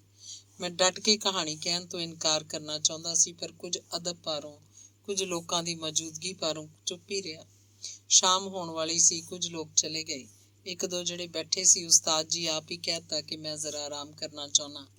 ਬਾਕੀ ਦੇ ਬੰਦਿਆਂ ਨਾਲ ਵੀ ਮੈਂ ਉੱਠਿਆ ਤੇ ਉਹਨਾਂ ਮੈਨੂੰ ਆਖਿਆ, ਸ਼ੇਖੂਪੁਰੀਏ ਤੂੰ ਜ਼ਰਾ ਮੈਨੂੰ ਚਾਹ ਲਿਆ ਦੇ, ਇੱਕ ਆਪਣੇ ਲਈ ਵੀ ਲੈ ਆਈ। ਮੈਂ 2 ਗਲਾਸ ਚਾਹ ਲੈ ਆਇਆ। ਪੀਣ ਲੱਗੇ ਮੈਂ ਵੀ ਚਾਹ ਦਾ ਘੁੱਟ ਭਰਿਆ ਤਾਂ ਬੋਲੀ, ਮੈਂ ਐਵੇਂ ਤੁੱਕਾ ਨਹੀਂ ਲਾਇਆ, ਤੂੰ ਕਹਾਣੀ ਕਹਿ ਸਕਣਾ ਹੈ। ਤੇਰੇ ਅੰਦਰ ਇੱਕ ਗਵੈੜੀ ਬੰਦਾ ਬੈਠਾ ਹੋਇਆ। ਮੈਂ ਅਦਬ ਨਾਲ ਝਿਜਕਦਿਆਂ ਅਰਜ਼ ਕੀਤੀ, ਪਰ ਮੈਂ ਤੇ ਕੁਝ ਨਹੀਂ ਜਾਣਦਾ। ਤੂੰ ਬਹੁਤ ਕੁਝ ਜਾਣਨਾ ਹੈ। ਮੈਨੂੰ ਪਹਿਲੇ ਆਪਣਾ ਆਪ ਪਛਾਣਨ ਦੀ ਲੋੜ ਏ। ਤੈਨੂੰ ਪਹਿਲੇ ਆਪਣਾ ਆਪ ਪਛਾਣਨ ਦੀ ਲੋੜ ਏ। ਫਿਰ ਉਹਨਾਂ ਕਹਾਣੀਆਂ ਬਾਰੇ ਬਹੁਤ ਕੁਝ ਦੱਸਿਆ।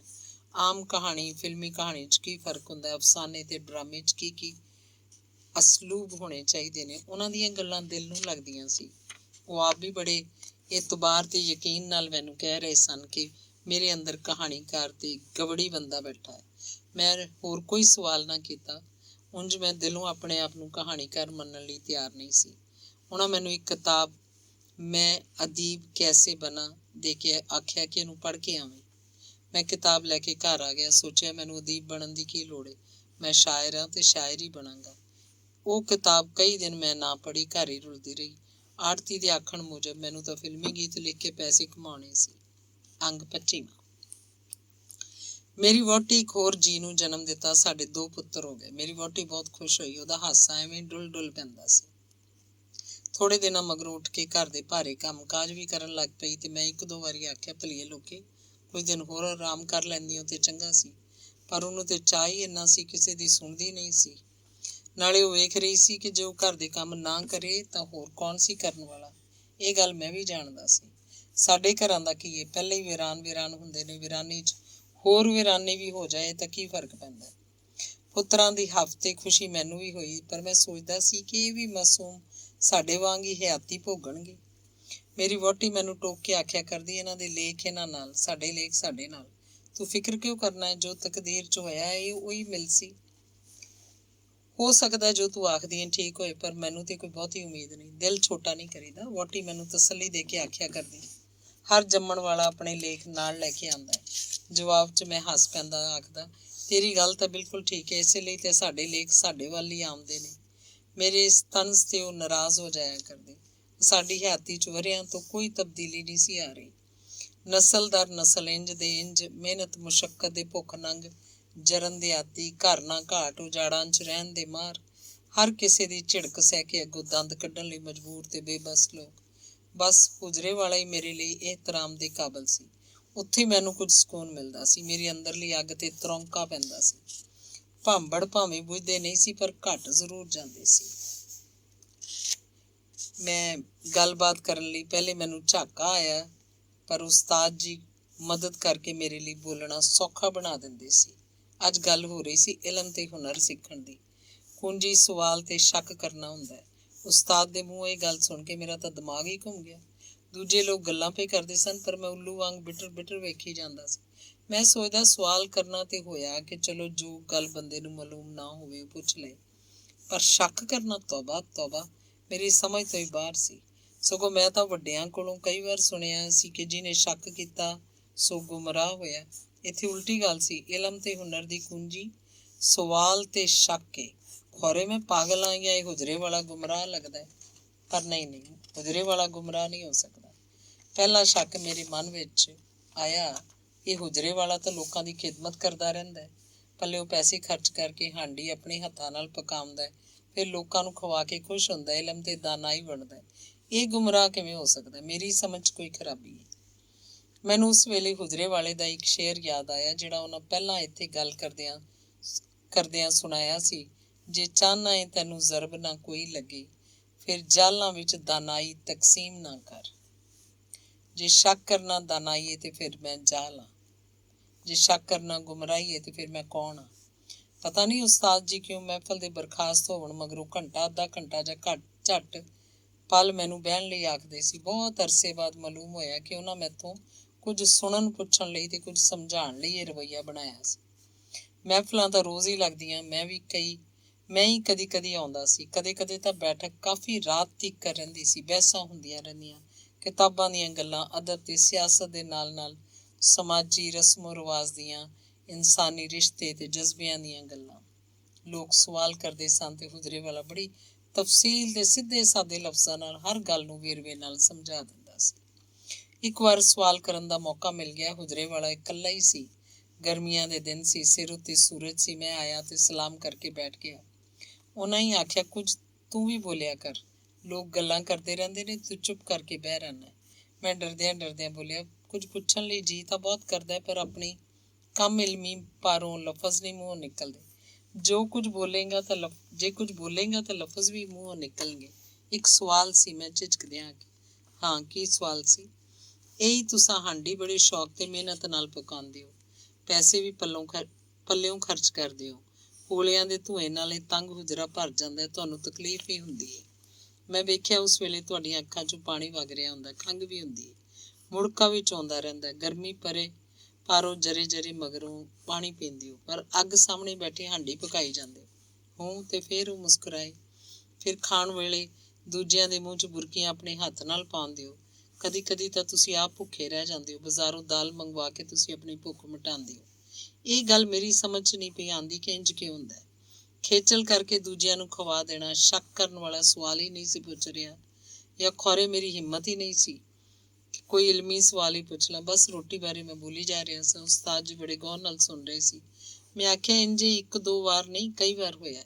ਮੈਂ ਤੁਹਾਨੂੰ ਲੋਕਾਂ ਨੂੰ ਰਜਾ ਕੇ ਖਵਾਉਂਦਿਆਂ ਆਪ ਫਾਕੇ ਕਰਦਿਆਂ ਵੇਖਿਆ, ਇਹਦਾ ਕੀ ਕਾਰਨ ਹੈ? ਉਹਨਾਂ ਆਖਿਆ, ਸ਼ੇਖੂਪੁਰੀਆ, ਇਸ ਕਾਇਨਾਤ ਦੀ ਹਰ ਚੀਜ਼ ਕਿਸੇ ਨਾ ਕਿਸੇ ਤਰੀਕੇ ਨਾਲ ਖਿਦਮਤ ਕਰਦੀ ਰਹਿੰਦੀ ਹੈ। ਇਨਸਾਨ ਨੂੰ ਵੀ ਚਾਹੀਦਾ ਫਿਤਰਤ ਦੀ ਮਦਦ ਕਰੇ, ਪਰ ਬਹੁਤ ਘੱਟ ਇਨਸਾਨ ਇੰਝ ਦਾ ਜਜ਼ਬਾ ਰੱਖਦੇ ਨੇ। ਮੈਂ ਆਪਣੇ ਇਸ ਅਮਲ ਨਾਲ ਕੁਰਬਾਨੀ ਦੇਣ ਦੀ ਜਾਚ ਪਿਆ ਸਿੱਖਣਾ ਵਾ, ਤਾਂ ਜੋ ਕੱਲ੍ਹ ਨੂੰ ਵੱਡੀ ਤੋਂ ਵੱਡੀ ਚੀਜ਼ ਦਾਨ ਕਰਨ ਵੇਲੇ ਮੈਨੂੰ ਕੋਈ ਅਫਸੋਸ ਨਾ ਹੋਏ। ਮੇਰੇ ਸਵਾਲ ਦਾ ਉਹਨੂੰ ਕੋਈ ਜਵਾਬ ਨਾ ਦਿੱਤਾ। ਮੈਂ ਫਿਰ ਪੁੱਛਣ ਦੀ ਹਿੰਮਤ ਨਾ ਕੀਤੀ। ਉਸ ਦਿਨ ਮੈਂ ਉਹਨਾਂ ਨੂੰ ਉਦਾਸ ਛੱਡ ਕੇ ਆ ਗਿਆ। ਅਗਲੀ ਵਾਰ ਜਦ ਗਿਆ ਤਾਂ ਉਹਨਾਂ ਆਖਿਆ, ਹਾਂ ਬਈ ਸ਼ੇਖੂਪੁਰੀਆ, ਸਭ ਤਿਆਰੀਆਂ ਹੋ ਗਈਆਂ ਨੇ, ਬਹਿ ਜਾ, ਹੁਣੇ ਚੱਲਦੇ ਹਾਂ।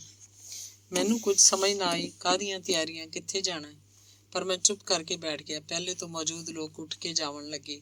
ਉਸਤਾਦ ਜੀ ਕਹਿ ਰਹੇ ਸਨ, ਮੈਂ ਇਹਦੇ ਨਾਲ ਜ਼ਰਾ ਸ਼ੇਖੂਪੁਰੇ ਜਾਣਾ। ਜਦ ਸਾਰੇ ਲੋਕ ਚਲੇ ਗਏ ਤਾਂ ਉਹਨਾਂ ਦੱਸਿਆ, ਅੱਜ ਜ਼ਰਾ ਬਾਹਰ ਜਾਣ ਨੂੰ ਦਿਲ ਪਿਆ ਕਰਦਾ ਸੀ, ਕੋਈ ਬਹਾਨਾ ਤਾਂ ਕਰਨਾ ਸੀ, ਮਾਫ਼ ਕਰੀ ਯਾਰ। ਮੈਂ ਕੁਛ ਨਾ ਬੋਲਿਆ। ਉਹਨਾਂ ਦੇ ਉੱਠਣ ਬੈਠਣ ਤੋਂ ਜਾਪਦਾ ਸੀ ਅਜੇ ਤੀਕਰ ਉਦਾਸ ਨੇ। ਉਦਾਸੀ ਦਾ ਕੀ ਕਾਰਨ ਸੀ ਮਾਲੂਮ ਨਹੀਂ ਸੀ ਮੈਨੂੰ। ਹੁਜਰੇ ਨੂੰ ਜੰਦਰਾ ਮਾਰ ਕੇ ਅਸੀਂ ਮੰਟੋ ਪਾਰਕ ਵੱਲ ਆਏ। ਕੁਝ ਦੇਰ ਪਾਰਕ 'ਚ ਫਿਰਦੇ ਰਹੇ, ਫਿਰ ਇੱਕ ਪਾਸੇ ਘਾਹ ਤੇ ਬੈਠ ਗਏ। ਕੁਝ ਗਡੇਰੀਆਂ ਲਈਆਂ, ਚੁੱਪਣ ਲੱਗ ਪਏ। ਉਹਨਾਂ ਆਖਿਆ, ਸ਼ੇਖੂਪੁਰੀਆ, ਤੂੰ ਚੰਗੀ ਹਾਂਡੀ ਪਕਾਵਣ ਦਾ ਸਵਾਲ ਪੁੱਛਿਆ ਸੀ। ਜੀ, ਤੁਸੀਂ ਮੇਰੇ ਸਵਾਲ ਉੱਤੇ ਖੌਰੇ। ਮੈਂ ਫਿਰ ਹੌਸਲਾ ਨਹੀਂ ਸੀ ਕਰ ਰਿਹਾ। ਨਹੀਂ, ਉਹ ਤੇਰੇ ਸਵਾਲ ਦੀ ਵਜ੍ਹਾ ਨਹੀਂ ਸੀ। ਉਹਨਾਂ ਆਖਿਆ, ਮੈਨੂੰ ਕੁਝ ਹੋਰ ਯਾਦ ਆ ਗਿਆ ਸੀ। ਚੰਗੀ ਹਾਂਡੀ ਪਕਾਵਣ ਦੀ ਜਾਚ ਤਾਂ ਮੈਂ ਆਪਣੀ ਮਾਂ ਕੋਲੋਂ ਸਿੱਖੀ ਹੈ। ਹੁਣ ਤੂੰ ਆਖੇਂਗਾ, ਮਾਂ ਕਿੱਥੋਂ ਵੱਲ ਸਿੱਖਿਆ ਸੀ? ਗਰੀਬ ਦੇ ਘਰ ਤਾਂ ਕਦੇ ਪੂਰਾ ਆਟਾ ਨਹੀਂ ਹੁੰਦਾ, ਚੰਗੀ ਹਾਂਡੀ ਕਿੱਥੋਂ ਆਈ? ਸ਼ੇਖੂਪੁਰੀਆ, ਅਸੀਂ ਦਰਜੀ ਹੁੰਨੇ ਆ ਤੇ ਮੇਰੀ ਮਾਂ ਧੋਬਣ ਸੀ। ਮੇਰਾ ਪਿਓ ਸਿੱਧਾ ਸਾਦਾ ਤੇ ਸਾਊ ਢੱਗੇ ਵਾਂਗਰ ਹੁੰਦਾ ਸੀ, ਬਿਲਕੁਲ ਸਿਰ ਨਾ ਚੁੱਕਣ ਵਾਲਾ। ਮੇਰਾ ਦਾਦਾ ਚਲਾਕ ਤੇ ਜ਼ਾਲਮ ਸੀ। ਜਿਵੇਂ ਹਰ ਬਰਾਦਰੀ 'ਚ ਹਰ ਇੱਕ ਚੌਧਰੀ ਹੁੰਦਾ, ਇੰਝ ਹੀ ਮੇਰਾ ਦਾਦਾ ਆਪਣੀ ਬਰਾਦਰੀ 'ਚ ਚੌਧਰੀ ਕਿਸਮ ਦਾ ਬੰਦਾ ਸੀ। ਪੈਸੇ ਵਾਲਾ ਬੰਦਾ ਸੀ, ਖੋਹ ਮਾਰ ਵੀ ਕਰ ਲਿਆ ਕਰਦਾ ਸੀ। ਦਾਦਾ ਜ਼ਾਲਮ ਤੇ ਬੇਦਾਤਾ, ਪਿਓ ਸਿੱਧਾ ਸਾਦਾ ਸਾਊ। ਇਸੇ ਕਰਕੇ ਮੇਰੇ ਪਿਓ ਨੂੰ ਬਰਾਦਰੀ 'ਚ ਕੋਈ ਰਿਸ਼ਤਾ ਦੇਣ ਨੂੰ ਤਿਆਰ ਨਾ ਹੋਇਆ। ਮੇਰੀ ਮਾਂ ਗਰੀਬ ਤੇ ਸ਼ਰੀਫ ਧੋਬੀ ਦੀ ਧੀ ਸੀ, ਬਹੁਤ ਹੀ ਗਰੀਬ ਸੀ। ਮੇਰਾ ਨਾਨਕਾ ਝੁੱਗਾ ਮੇਰੇ ਦਾਦੇ ਉਸ ਗਰੀਬ ਧੋਬੀ ਨੂੰ ਕੁਝ ਪੈਸਿਆਂ ਦਾ ਲਾਲਚ ਦੇ ਕੇ ਮੇਰੀ ਮਾਂ ਨੂੰ ਮੇਰੇ ਪਿਓ ਨਾਲ ਵਿਆਹ ਦਿੱਤਾ। ਭਾਵੇਂ ਪੈਸੇ ਦਾ ਸੌਦਾ ਸੀ, ਪਰ ਮੇਰੀ ਮਾਂ ਨੇਕ ਧੀਆਂ ਵਾਂਗਰ ਕਬੂਲ ਕਰ ਲਿਆ। ਮੇਰੀ ਮਾਂ ਗੋਰੀ ਚਿੱਟੀ ਖੂਬਸੂਰਤ ਤੇ ਸਿਹਤਮੰਦ ਸੀ। ਮੇਰਾ ਦਾਦਾ, ਜਿਹੜਾ ਪੈਸਿਆਂ ਦੇ ਜ਼ੋਰ ਨਾਲ ਮੇਰੀ ਮਾਂ ਨੂੰ ਵਿਆਹ ਕੇ ਲਿਆਇਆ ਸੀ, ਸ਼ੁਰੂ ਤੋਂ ਹੀ ਮੇਰੀ ਮਾਂ ਨੂੰ ਮੈਲੀ ਨਜ਼ਰੇ ਵੇਖਣ ਲੱਗ ਪਿਆ। ਮੇਰੀ ਦਾਦੀ ਪਤਾ ਨਹੀਂ ਕਦੋਂ ਮਰ ਗਈ ਹੋਈ ਸੀ। ਮੇਰਾ ਪਿਓ ਭਾਵੇਂ ਭਲਾ ਮਾਨਸ ਤੇ ਆਪਣੇ ਪਿਓ ਕੋਲੋਂ ਡਰਨ ਵਾਲਾ ਬੰਦਾ ਸੀ, ਪਰ ਮੇਰੀ ਮਾਂ ਅਣਖੀ ਤੇ ਬਹਾਦਰ ਔਰਤ ਸੀ। ਉਸ ਮੇਰੇ ਦਾਦੇ ਦੀ ਕੋਈ ਗੱਲ ਨਾ ਸੁਣੀ। ਇਸੇ ਵਜ੍ਹਾ ਤੋਂ ਖਿਝ ਕੇ ਦਾਦਾ ਮੇਰੇ ਪਿਓ ਨੂੰ ਬਹਾਨੇ ਨਾਲ ਵੇਲੇ ਕੁਵੇਲੇ ਮਾਰਦਾ ਤੇ ਬੇਇੱਜ਼ਤ ਕਰਦਾ ਰਹਿੰਦਾ ਸੀ। ਬਾਅਦ ਵਿੱਚ ਮੇਰੇ ਨਾਲ ਵੀ ਦਾਦੇ ਦਾ ਇਹ ਨਫ਼ਰਤ ਵਾਲਾ ਸਲੂਕ ਰਿਹਾ। ਇੱਕ ਵਾਰੀ ਸ਼ੇਖੂਪੁਰੀਆ ਮੇਰੀ ਫੁੱਫੀ ਆਈ ਹੋਈ ਸੀ, ਉਹਦੇ ਨਾਲ ਉਹਦਾ ਪੁੱਤਰ ਵੀ ਆਇਆ। ਉਦੋਂ ਮੈਂ ਚੌਥੀ ਜਮਾਤ ਸੀ ਤੇ ਉਹ ਫੁੱਫੀ ਦਾ ਪੁੱਤਰ 7ਵੀਂ ਜਮਾਤ ਦਾ ਪੜ੍ਹਾਕੂ। ਉਹਦੇ ਕੋਲ ਕੋਈ ਕਿਤਾਬ ਸੀ। ਬੈਠਿਆਂ ਬੈਠਿਆਂ ਉਹਦੇ ਕੋਲੋਂ ਕਿਤਾਬ ਲੈ ਕੇ ਮੈਂ ਵੇਖਣ ਲੱਗ ਪਿਆ। ਬਾਹਰੋਂ ਦਾਦਾ ਆਇਆ। ਉਸ ਚੰਡ ਮਾਰ ਕੇ ਮੇਰੇ ਹੱਥੋਂ ਕਿਤਾਬ ਖੋਹ ਲਈ ਤੇ ਆਖਿਆ, ਤੇਰੇ ਜੇ ਗਸ਼ਤੀ ਦੇ ਪੁੱਤਰ ਨੂੰ ਇਲਮ ਦੀ ਕੀ ਲੋੜ ਹੈ? ਐਵੇਂ ਕਿਤਾਬ ਨੂੰ ਹੱਥ ਨਾ ਲਾਇਆ ਕਰ। ਇੱਕ ਚੰਡ ਦਾਦੇ ਹੋਰ ਮਾਰਤੀ। ਆਪਣੀ ਗੱਲ ਕਰਕੇ ਉਸਤਾਦ ਜੀ ਰੋਣ ਲੱਗ ਪਏ ਸਨ। ਉਹਨਾਂ ਦੀਆਂ ਅੱਖਾਂ 'ਚੋਂ ਖੂਹ ਦੀਆਂ ਟਿੰਡਾਂ ਵਾਂਗ ਅਥਰੂ ਵਗ ਰਹੇ ਸਨ। ਕੁਝ ਦੇਰ ਇੰਝ ਹੀ ਸੋਗ ਭਰਿਆ ਵੇਲਾ ਰਿਹਾ। ਮੈਂ ਹੈਰਾਨੀ ਨਾਲ ਵੇਖ ਰਿਹਾ ਸੀ, ਇੰਨਾ ਨੰਗਾ ਸੱਚ। ਮੇਰੀ ਤਾਂ ਸੋਚ ਤੋਂ ਵੀ ਅੱਗੇ ਸੀ। ਫਿਰ ਬੋਲੇ, ਹੁਜਰੇ 'ਚ ਜਿੰਨੀਆਂ ਕਿਤਾਬਾਂ ਨੇ ਉਹ ਸਾਰੀਆਂ ਪੜ੍ਹ ਕੇ ਵੀ ਮੈਨੂੰ ਇਲਮ ਵਾਲੀ ਉਹ ਗੱਲ ਨਹੀਂ ਭੁੱਲੀ। ਦਾਦਾ ਮੇਰੇ ਪਿਓ ਕੋਲੋਂ ਦਾਬੇ ਨਾਲ ਸਾਰੀ ਦੀ ਸਾਰੀ ਮਜ਼ਦੂਰੀ ਦੀ ਰਕਮ ਖੋਹ ਲੈਂਦਾ ਸੀ। ਸਾਡੇ ਉੱਤੇ ਫਾਕੇ ਦੇ ਦਿਨ ਵੀ ਆਏ। ਦਾਦਾ ਦਿਨੋਂ ਦਿਨ ਹੋਰ ਕਮੀਨਾ ਤੇ ਕੌੜਾ ਹੁੰਦਾ ਜਾ ਰਿਹਾ ਸੀ। ਦਾਦੇ ਦੀ ਕਮੀਨਗੀ ਤੋਂ ਤੰਗ ਆ ਕੇ ਸਾਨੂੰ ਸਾਡੀ ਮਾਂ ਆਪਣੀ ਭੈਣ ਕੋਲ ਬਾਗਬਾਨਪੁਰ ਲੈ ਆਈ। ਪਿਓ ਨੂੰ ਰੇਲਵੇ ਤੇ ਮਹਿਕਮੇ 'ਚੋਂ ਜਵਾਬ ਮਿਲ ਗਿਆ। ਮੇਰੀ ਮਾਂ ਇੱਥੇ ਬਾਗਬਾਨਪੁਰੇ 'ਚ ਇੱਕ ਚੌਧਰੀ ਦੇ ਘਰ 'ਚ ਨੌਕਰਾਣੀ ਲੱਗ ਗਈ। ਚੌਧਰੀਆਂ ਦੇ ਘਰ ਭਾਂਡੇ ਮਾਂਜਦੀ, ਕੱਪੜੇ ਧੋਂਦੀ, ਹਾਂਡੀ ਰੋਟੀ ਵੀ ਕਰਦੀ। ਮੈਂ ਵੀ ਮਾਂ ਦੇ ਨਾਲ ਹੱਥ ਵੰਡਾਉਂਦਾ ਸੀ। ਉਸ ਦਿਨ ਉਸਤਾਦ ਜੀ ਸਭ ਕੁਝ ਦੱਸੀ ਜਾਂਦੇ ਸਨ ਤੇ ਰੋ ਵੀ ਰਹੇ ਸਨ। ਪਾਰਕ ਵਿੱਚ ਲੋਕ ਖੁਸ਼-ਖੁਸ਼ ਫਿਰ ਰਹੇ ਸਨ। ਬਾਲ ਖੇਡਦੇ ਚੰਗੇ ਲੱਗਦੇ ਸਨ। ਕੁੜੀਆਂ ਮੁੰਡੇ ਆਉਂਦੇ ਜਾਂਦੇ ਲੋਕ ਕੋਲੋਂ ਲੰਘਦਿਆਂ ਹੋਇਆਂ ਇੱਕ ਦੂਜੇ ਨੂੰ ਕਾਣੀ ਅੱਖ ਕਰਕੇ ਵੇਖਦੇ ਹੋਏ ਬਹੁਤ ਭਲੇ ਤੇ ਮਾਸੂਮ ਜਾਪਦੇ ਸਨ। ਕੁਝ ਟੋਲੀਆਂ ਇੱਕ ਦੂਜੇ ਦੇ ਫੋਟੋ ਬਣਾਉਣ 'ਚ ਬੜੇ ਮਗਨ ਤੇ ਕਹਿ ਲਾਉਂਦੇ ਸਨ। ਉਸਤਾਦ ਜੀ ਬੋਲ ਰਹੇ ਸਨ, ਸ਼ੇਖੂਪੁਰੀਆ ਬੜੇ ਬੁਰੇ ਦਿਨ ਸਨ। ਘਰ 'ਚ ਫਾਕੇ ਤੇ ਪਿਓ ਸ਼ਰਾਬ ਪੀਣ ਲੱਗ ਪਿਆ। ਪਿਓ ਤਾਂ ਮੈਨੂੰ ਵੀ ਘੁੱਟ ਲਵਾਉਂਦਾ, ਆਖਦਾ, ਫੜ ਪੀ ਘੁੱਟ ਤੇ ਸ਼ੇਰ ਹੋ ਜਾ। ਚੌਧਰੀਆਂ ਦੇ ਘਰੋਂ ਮਾਂ ਜੂਠ ਇਕੱਠਾ ਕਰਕੇ ਲਿਆਉਂਦੀ। ਕਦੀ ਕਦੀ ਰੋਟੀ ਵੀ ਚੋਰੀ ਕਰ ਲਿਆ ਕਰਦੀ। ਕੁਝ ਮਾਸੀ ਵੀ ਮਦਦ ਕਰ ਦਿੰਦੀ। ਮੇਰੀ ਮਾਂ ਦੇ ਜ਼ੋਰ ਦੇਣ ਤੇ ਪਿਓ ਇੱਕ ਦੁਕਾਨ ਤੇ ਬਹਿ ਕੇ ਦਰਜੀਆਂ ਵਾਲਾ ਕੰਮ ਕਰਨ ਲੱਗ ਪਿਆ ਸੀ। ਜਦ ਕੰਮ ਦਾ ਜ਼ੋਰ ਮੁੱਕ ਜਾਂਦਾ ਜਾਂ ਕੰਮ ਨਾ ਹੁੰਦਾ, ਮੈਨੂੰ ਫਿਰ ਅਗਲੇ ਸਕੂਲ ਦਾਖਲ ਕਰਾ ਦਿੱਤਾ ਜਾਂਦਾ। ਇੰਝ ਹੀ ਮੈਟ੍ਰਿਕ ਤੀਕਰ ਹੁੰਦਾ ਰਿਹਾ। ਘੱਟੋ ਘੱਟ 8 ਕੁ ਸਕੂਲ ਬਦਲੇ ਹੋ ਸਨ। ਮੇਰੇ ਇੱਕ ਸਕੂਲ ਦਾ ਮਾਸਟਰ ਬੜਾ ਹੀ ਖਬੀਜ਼ ਸੀ। ਉਹ ਮਾਸਟਰ ਹੁੱਕੇ ਦਾ ਪਿਆਕ ਸੀ। ਇੱਕ ਵਾਰ ਮੈਂ ਪਿਓ ਦੇ ਨਾਲ ਕੰਮ ਤੇ ਬਹਿ ਗਿਆ, ਸਕੂਲ ਨਾ ਗਿਆ ਤਾਂ ਮਾਸਟਰ 5-4 ਸਕੂਲੀਏ ਮੁੰਡੇ ਨਾਲ ਲੈ ਕੇ ਦੁਕਾਨ ਤੇ ਆ ਗਿਆ। ਇੱਕ ਹੱਥ 'ਚ ਹੁੱਕਾ, ਦੂਜੇ ਹੱਥ 'ਚ ਮਾਸਟਰ ਦੇ ਸੋਟਾ ਸੀ। ਪਿਓ ਕਿਸੇ ਕੰਮ ਲਈ ਦੁਕਾਨ ਤੋਂ ਬਾਹਰ ਗਿਆ। ਮਾਸਟਰ ਮੁੰਡਿਆਂ ਨੂੰ ਇਸ਼ਾਰਾ ਕੀਤਾ। ਮੁੰਡਿਆਂ ਮੈਨੂੰ ਚੁੱਕ ਲਿਆ, ਕਿਸੇ ਲੱਤਾਂ ਤੋਂ ਫੜਿਆ, ਕਿਸੇ ਬਾਹਾਂ ਤੋਂ। ਮਾਸਟਰ ਸੋਟੇ ਨਾਲ ਮਾਰ ਕੇ ਮੈਨੂੰ ਸਕੂਲ ਲੈ ਗਿਆ। ਉਦੋਂ ਸਾਰੇ ਸਕੂਲਾਂ 'ਚ ਇੰਝ ਹੀ ਤਸ਼ੱਦਦ ਹੋਇਆ ਕਰਦਾ ਸੀ ਬਾਲਾਂ ਉੱਤੇ। ਸ਼ੇਖੂਪੁਰੀਆ ਸਾਡੀ ਸਾਰੀ ਹਯਾਤੀ 'ਚ ਤਸ਼ੱਦਦ ਹੀ ਤਸ਼ੱਦਦ ਏ। ਬਾਲਪੁਣੇ ਤੋਂ ਲੈ ਕੇ ਮਰਨ ਤੀਕਰ ਕੁੱਟੀ ਪੈਂਦੀ ਰਹਿੰਦੀ ਹੈ। ਪੂਰੀ ਕੌਮ ਦਾ ਇਹੀ ਹਾਲ ਹੈ। ਅਸੀਂ ਤਸ਼ੱਦਦ ਪਸੰਦ ਹਾਂ ਤੇ ਤਸ਼ੱਦਦ ਵੰਡਦੇ ਰਹਿੰਦੇ ਹਾਂ। ਕੁਝ ਬਾਲ ਸਾਡੇ ਸਾਹਮਣੇ ਆ ਕੇ ਕ੍ਰਿਕਟ ਖੇਡਣ ਲੱਗ ਪਏ। ਗੇਂਦ ਵੱਜਣ ਦੇ ਡਰ ਤੋਂ ਅਸੀਂ ਉੱਥੋਂ ਉੱਠ ਕੇ ਹੁਜਰੇ ਵੱਲ ਟੁਰ ਪਏ। ਰਾਹ 'ਚ ਉਸਤਾਦ ਜੀ ਬੋਲੇ, ਇਹ ਵੇਖ ਲੈ ਸਾਡੀ ਤਰਬੀਅਤ ਦਾ ਹਾਲ ਸ਼ੇਖੂਪੁਰੀਆ। ਪਾਰਕਾਂ ਲੋਕਾਂ ਦੇ ਸੈਲ ਸਪਾਟੇ ਵਾਸਤੇ ਹੁੰਦੀਆਂ ਨੇ ਤੇ ਮੁੰਡਿਆਂ ਆ ਕੇ ਕ੍ਰਿਕਟ ਦਾ ਮੈਦਾਨ ਬਣਾ ਲਿਆ। ਜੇ ਰੋਕੋ ਤਾਂ ਅੱਗੋਂ ਝਗੜਾ ਕਰਨਗੇ। ਅੱਗੇ ਹੋਰ ਸਾਡਾ ਰਵੱਈਆ ਵੇਖ। ਪੂਰੇ ਪਾਰਕ 'ਚ ਨੇੜੇ ਤੋਂ ਨੇੜੇ ਨਾ ਪਾਣੀ ਪੀਣ ਨੂੰ ਲੱਭਦਾ ਹੈ ਤੇ ਨਾ ਹੀ ਕੋਈ ਸਾਇਆ ਤੇ ਛੱਤ। ਹੋਰ ਤਾਂ ਹੋਰ ਕੋਈ ਲੈਟਰਿਨ ਵੀ ਨਹੀਂ ਨੇੜੇ। ਇੱਥੇ ਹੁਜਰੇ ਦਾ ਬੂਹਾ ਖੋਲ ਕੇ ਅਸੀਂ ਅੰਦਰ ਬਹਿ ਗਏ। ਮੈਨੂੰ ਚਾਹ ਦਾ ਹੁਕਮ ਹੋਇਆ। ਮੈਂ ਜਾਣ ਲੱਗਾ ਤਾਂ ਸਾਈਂ ਆ ਗਿਆ। ਉਸਤਾਦ ਜੀ ਆਖਿਆ, 3 ਗਲਾਸ ਚਾਹ ਦੇ ਲੈ ਆ। ਮੈਂ ਜਾ ਕੇ ਚਾਹ ਲੈ ਆਇਆ। ਚਾਹ ਪੀਂਦਿਆਂ ਹੋਇਆਂ ਉਸਤਾਦ ਜੀ ਫਿਰ ਆਖਿਆ, ਅਖਤਰ ਨੂੰ ਵੇਖ ਲੈ, ਚੌਥੀ ਜਮਾਤ ਤੋਂ ਮੇਰੇ ਕੋਲੇ। ਉਦੋਂ ਮੈਂ ਸ਼ਾਹੀ ਮਸਜਿਦ ਦੀਆਂ ਪਹਾੜ ਵਾਲੇ ਪਾਸੇ ਪੌੜੀਆਂ 'ਚ ਰਹਿੰਦਾ ਸੀ। ਅਖਤਰ ਦਾ ਪਿਓ ਅਬਦੁੱਲਾ ਮੇਰਾ ਬੇਲੀ ਸੀ। ਉਸਤਾਦ ਜੀ ਝੱਟ ਕੁ ਚੁੱਪ ਕਰ ਗਏ। ਚਾਹ ਦੇ ਘੁੱਟ ਭਰਦੇ ਹੋਏ ਕਿਤਾਬਾਂ 'ਚ ਝਾਤੀ ਪਾ ਰਹੇ ਸੀ। ਸਾਈਂ ਅਖਤਰ ਆਖਿਆ, ਉੱਥੇ ਉਸਤਾਦ ਜੀ ਮਿੱਟੀ ਦਾ ਇੱਕ ਲੋਟਾ ਆਪਣੇ ਕੋਲ ਰੱਖਦੇ ਸੀ। ਲੋਟੇ 'ਚ ਸ਼ਰਾਬ ਹੁੰਦੀ ਸੀ। ਉੱਥੇ ਅਲਾਉਦੀਨ ਵੀ ਜਾਇਆ ਕਰਦਾ ਸੀ। ਇੱਥੋਂ ਹੀ ਸ਼ਰਾਬ ਦਾ ਘੁੱਟ ਲਾਇਆ ਕਰਦਾ ਸੀ ਅਲਾਉਦੀਨ।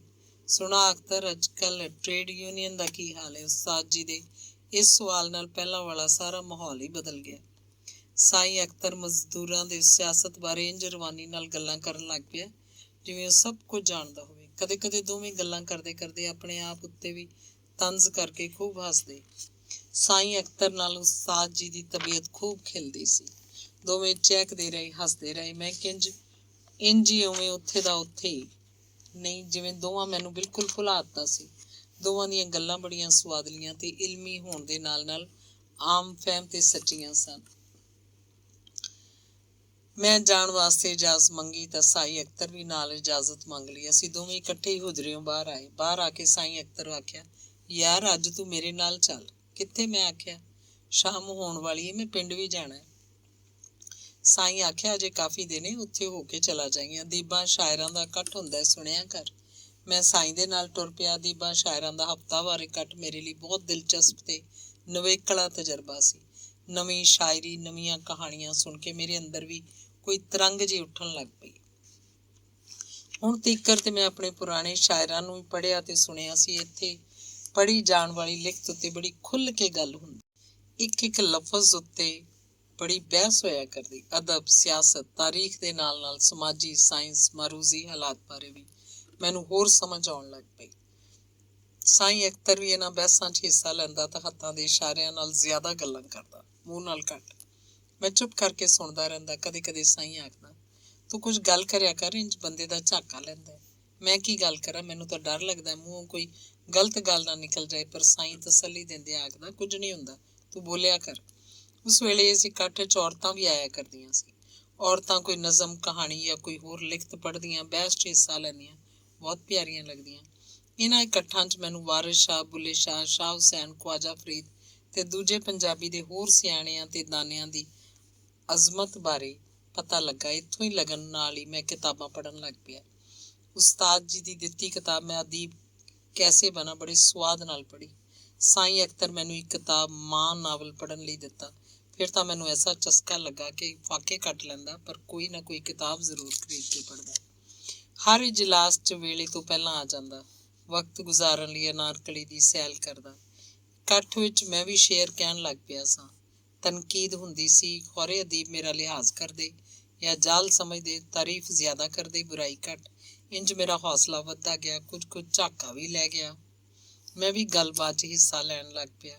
ਕਦੀ ਕਦੀ ਇਕੱਠ ਬਹੁਤ ਦੇਰ ਤੀਕਰ ਚੱਲਦਾ ਰਹਿੰਦਾ। ਮੈਨੂੰ ਪਿੰਡ ਪਰਤਣ ਵੇਲੇ ਕੋਈ ਸਵਾਰੀ ਨਾ ਲੱਭਦੀ, ਬੜੀ ਪਰੇਸ਼ਾਨੀ ਹੁੰਦੀ। ਇਕੱਠ 'ਚ ਇਲਮ, ਅਦਬ ਤੇ ਸਿਆਸਤ ਨੂੰ ਇਕੱਠਾ ਵੇਖਣ ਸਮਝਣ ਦੀ ਕੋਸ਼ਿਸ਼ ਕਰਦਾ। ਸਵਾਰੀ ਨਾ ਮਿਲਣ ਕਾਰਨ ਸਭ ਕੁਝ ਇੱਕੋ ਵਾਰੀ ਖਤਮ ਹੋ ਜਾਂਦਾ। 13 ਮੀਲਾਂ ਤੇ ਪਿੰਡ ਸੀ, 7 ਮੀਲਾਂ ਤੀਕਰ ਤੇ ਸਵਾਰੀ ਲੱਭ ਜਾਂਦੀ। ਅੱਗੇ 6 ਮੀਲ ਪੈਦਲ ਹੀ ਜਾਣਾ ਪੈਂਦਾ। ਚੱਲਣ ਦਾ ਮੈਂ ਆਦੀ ਤੇ ਸੀ, ਪਰ ਰਾਤ ਬਹੁਤ ਲੰਘ ਜਾਇਆ ਕਰਦੀ ਸੀ ਤੇ ਫੈਕਟਰੀ ਵਿੱਚ ਉਂਗਲਾਉਂਦਾ ਰਹਿੰਦਾ, ਤਬੀਅਤ ਬੋਝਲ ਹੋ ਜਾਇਆ ਕਰਦੀ ਸੀ। ਮੈਂ ਜਦ ਸਕੂਲੇ ਜਾਂਦਾ ਹੁੰਦਾ ਸੀ, ਸਿਰੋਂ ਪੈਰੋਂ ਨੰਗਾ ਹੀ ਰਹਿੰਦਾ ਸੀ। ਬੁੱਝੇ 'ਚ ਵੀ ਕੁਝ ਨਹੀਂ ਸੀ ਹੁੰਦਾ, ਪਰ ਅਸੀਂ ਦੋਵੇਂ ਜੀ ਰਫੀਕ ਨੂੰ ਆਪਣੇ ਨਾਲੋਂ ਬਿਹਤਰ ਵੇਖਣਾ ਚਾਹੁੰਦੇ ਸਾਂ। ਉਹਦੀਆਂ ਲੋੜਾਂ ਪੂਰੀਆਂ ਕਰਨ ਵਾਸਤੇ ਸਾਨੂੰ ਆਪਣਾ ਬਹੁਤ ਕੁਝ ਕੁਰਬਾਨ ਕਰਨਾ ਪੈਂਦਾ ਸੀ। ਨਵੇਂ ਲੀੜੇ ਘੱਟ ਹੀ ਬਣਵਾਉਂਦੇ। ਮੈਂ ਜਿਹੜੀਆਂ ਗੱਲਾਂ ਸੁਣ ਕੇ ਸਿੱਖ ਕੇ ਜਾਂਦਾ, ਉਹ ਗੱਲਾਂ ਜਦ ਮੈਂ ਮਜ਼ਦੂਰਾਂ ਨਾਲ ਕਰਦਾ, ਉਹਨਾਂ ਦੇ ਸਿਰਾਂ ਦੇ ਉੱਤੋਂ ਹੀ ਲੰਘ ਜਾਂਦੀਆਂ। ਮਜ਼ਦੂਰ ਲੀਡਰ ਇਨਕਲਾਬ ਦੇ ਨਾਅਰੇ ਤਾਂ ਮਾਰਦੇ, ਪਰ ਸਮਝਾਉਂਦੇ ਨਹੀਂ ਸੀ। ਸੁਰਖ ਇਨਕਲਾਬ ਦਾ ਮੈਂ ਵੀ ਹਮਾਇਤੀ ਸੀ, ਸਗੋਂ ਲੀਡਰਾਂ ਨਾਲੋਂ ਵੀ ਵੱਧ ਕੇ ਗੱਲਾਂ ਕਰਦਾ। ਮਜ਼ਹਬ ਇਨਸਾਨਾਂ 'ਚ ਵੰਡ ਪਾਉਂਦਾ ਹੈ। ਮੈਂ ਕੁਝ ਆਖਦਾ ਹੀ ਇਸ ਢੰਗ ਨਾਲ ਸਾਂ ਕਿ ਮੇਰੇ ਸੱਜਣ ਵੀ ਮੈਥੋਂ ਪਰਾਂ ਰਹਿਣ ਲੱਗ ਪਏ। ਸਗੋਂ ਮਜ਼ਦੂਰਾਂ ਵਿੱਚ ਮੈਂ ਕਾਫਰ ਮਸ਼ਹੂਰ ਹੋ ਗਿਆ। ਮਜ਼ਦੂਰ ਲੀਡਰ ਮਜ਼ਦੂਰਾਂ 'ਚ ਹੁੰਦੇ ਤਾਂ ਸਰਮਾਏਦਾਰਾਂ ਨੂੰ ਗਾਲਾਂ ਕੱਢਦੇ, ਨਫ਼ਰਤ ਕਰਦੇ, ਇਨਕਲਾਬ ਕਰਦੇ। ਪਰ ਜਦ ਸਰਮਾਏਦਾਰ ਸਾਹਮਣੇ ਜਾਂਦੇ, ਉੱਥੇ ਉਹਨਾਂ ਨਾਲ ਆਪਣੇ ਤਾਲੁਕਾਤ ਮਜ਼ਬੂਤ ਕਰਦੇ, ਜ਼ਾਤੀ ਫਾਇਦੇ ਲੈਂਦੇ ਰਹਿੰਦੇ। ਮਜ਼ਦੂਰ ਲੀਡਰ ਆਪਣੇ ਪਿਓ ਦੇ ਸਨ। ਉਹਨਾਂ ਮੇਰੇ ਨਾਲ ਸੋਸ਼ਲਿਜ਼ਮ ਨੂੰ ਵੀ ਕਾਫਰ ਫਲਸਫਾ ਆਖਣਾ ਸ਼ੁਰੂ ਕਰ ਦਿੱਤਾ। ਮੇਰੀ ਮੁਖਾਲਫਤ ਨਾਲ ਸੋਸ਼ਲਿਜ਼ਮ ਨੂੰ ਕਾਫਰਾਨਾ ਫਲਸਫਾ ਆਖਣ ਵਾਲੇ ਅਗਲੇ ਇਲੈਕਸ਼ਨ ਵਿੱਚ ਹਾਰ ਗਏ, ਪਰ ਮਜ਼ਦੂਰ ਮੈਨੂੰ ਕਾਫਰ ਹੀ ਕਹਿੰਦੇ ਰਹੇ। ਮੈਂ ਬੁੱਲੇ ਸ਼ਾਹ ਦੇ ਕਹਿਣ ਮੁਜਬ, ਤੈਨੂੰ ਕਾਫਰ ਆਖਣ, ਤੂੰ ਆਹੂ ਆਖ। ਨਵੇਂ ਮਜ਼ਦੂਰ ਲੀਡਰ ਵੀ ਉਂਝ ਦੇ ਹੀ ਸਨ ਜਿਵੇਂ ਪਹਿਲੇ। ਮੇਰੀ ਇਹਨਾਂ ਨਾਲ ਵੀ ਬਣਨ ਆਈ। ਮੇਰਾ ਮੱਚ ਨਹੀਂ ਸੀ ਮਰਿਆ। ਮੇਰੇ ਅੰਦਰ ਖੌਰੇ ਕਿਹੜੀ ਅੱਗ ਸੀ ਜਿਹੜੀ ਹਰ ਵੇਲੇ ਮੈਨੂੰ ਸਾੜੀ ਰੱਖਦੀ ਸੀ। ਧੰਨਵਾਦ।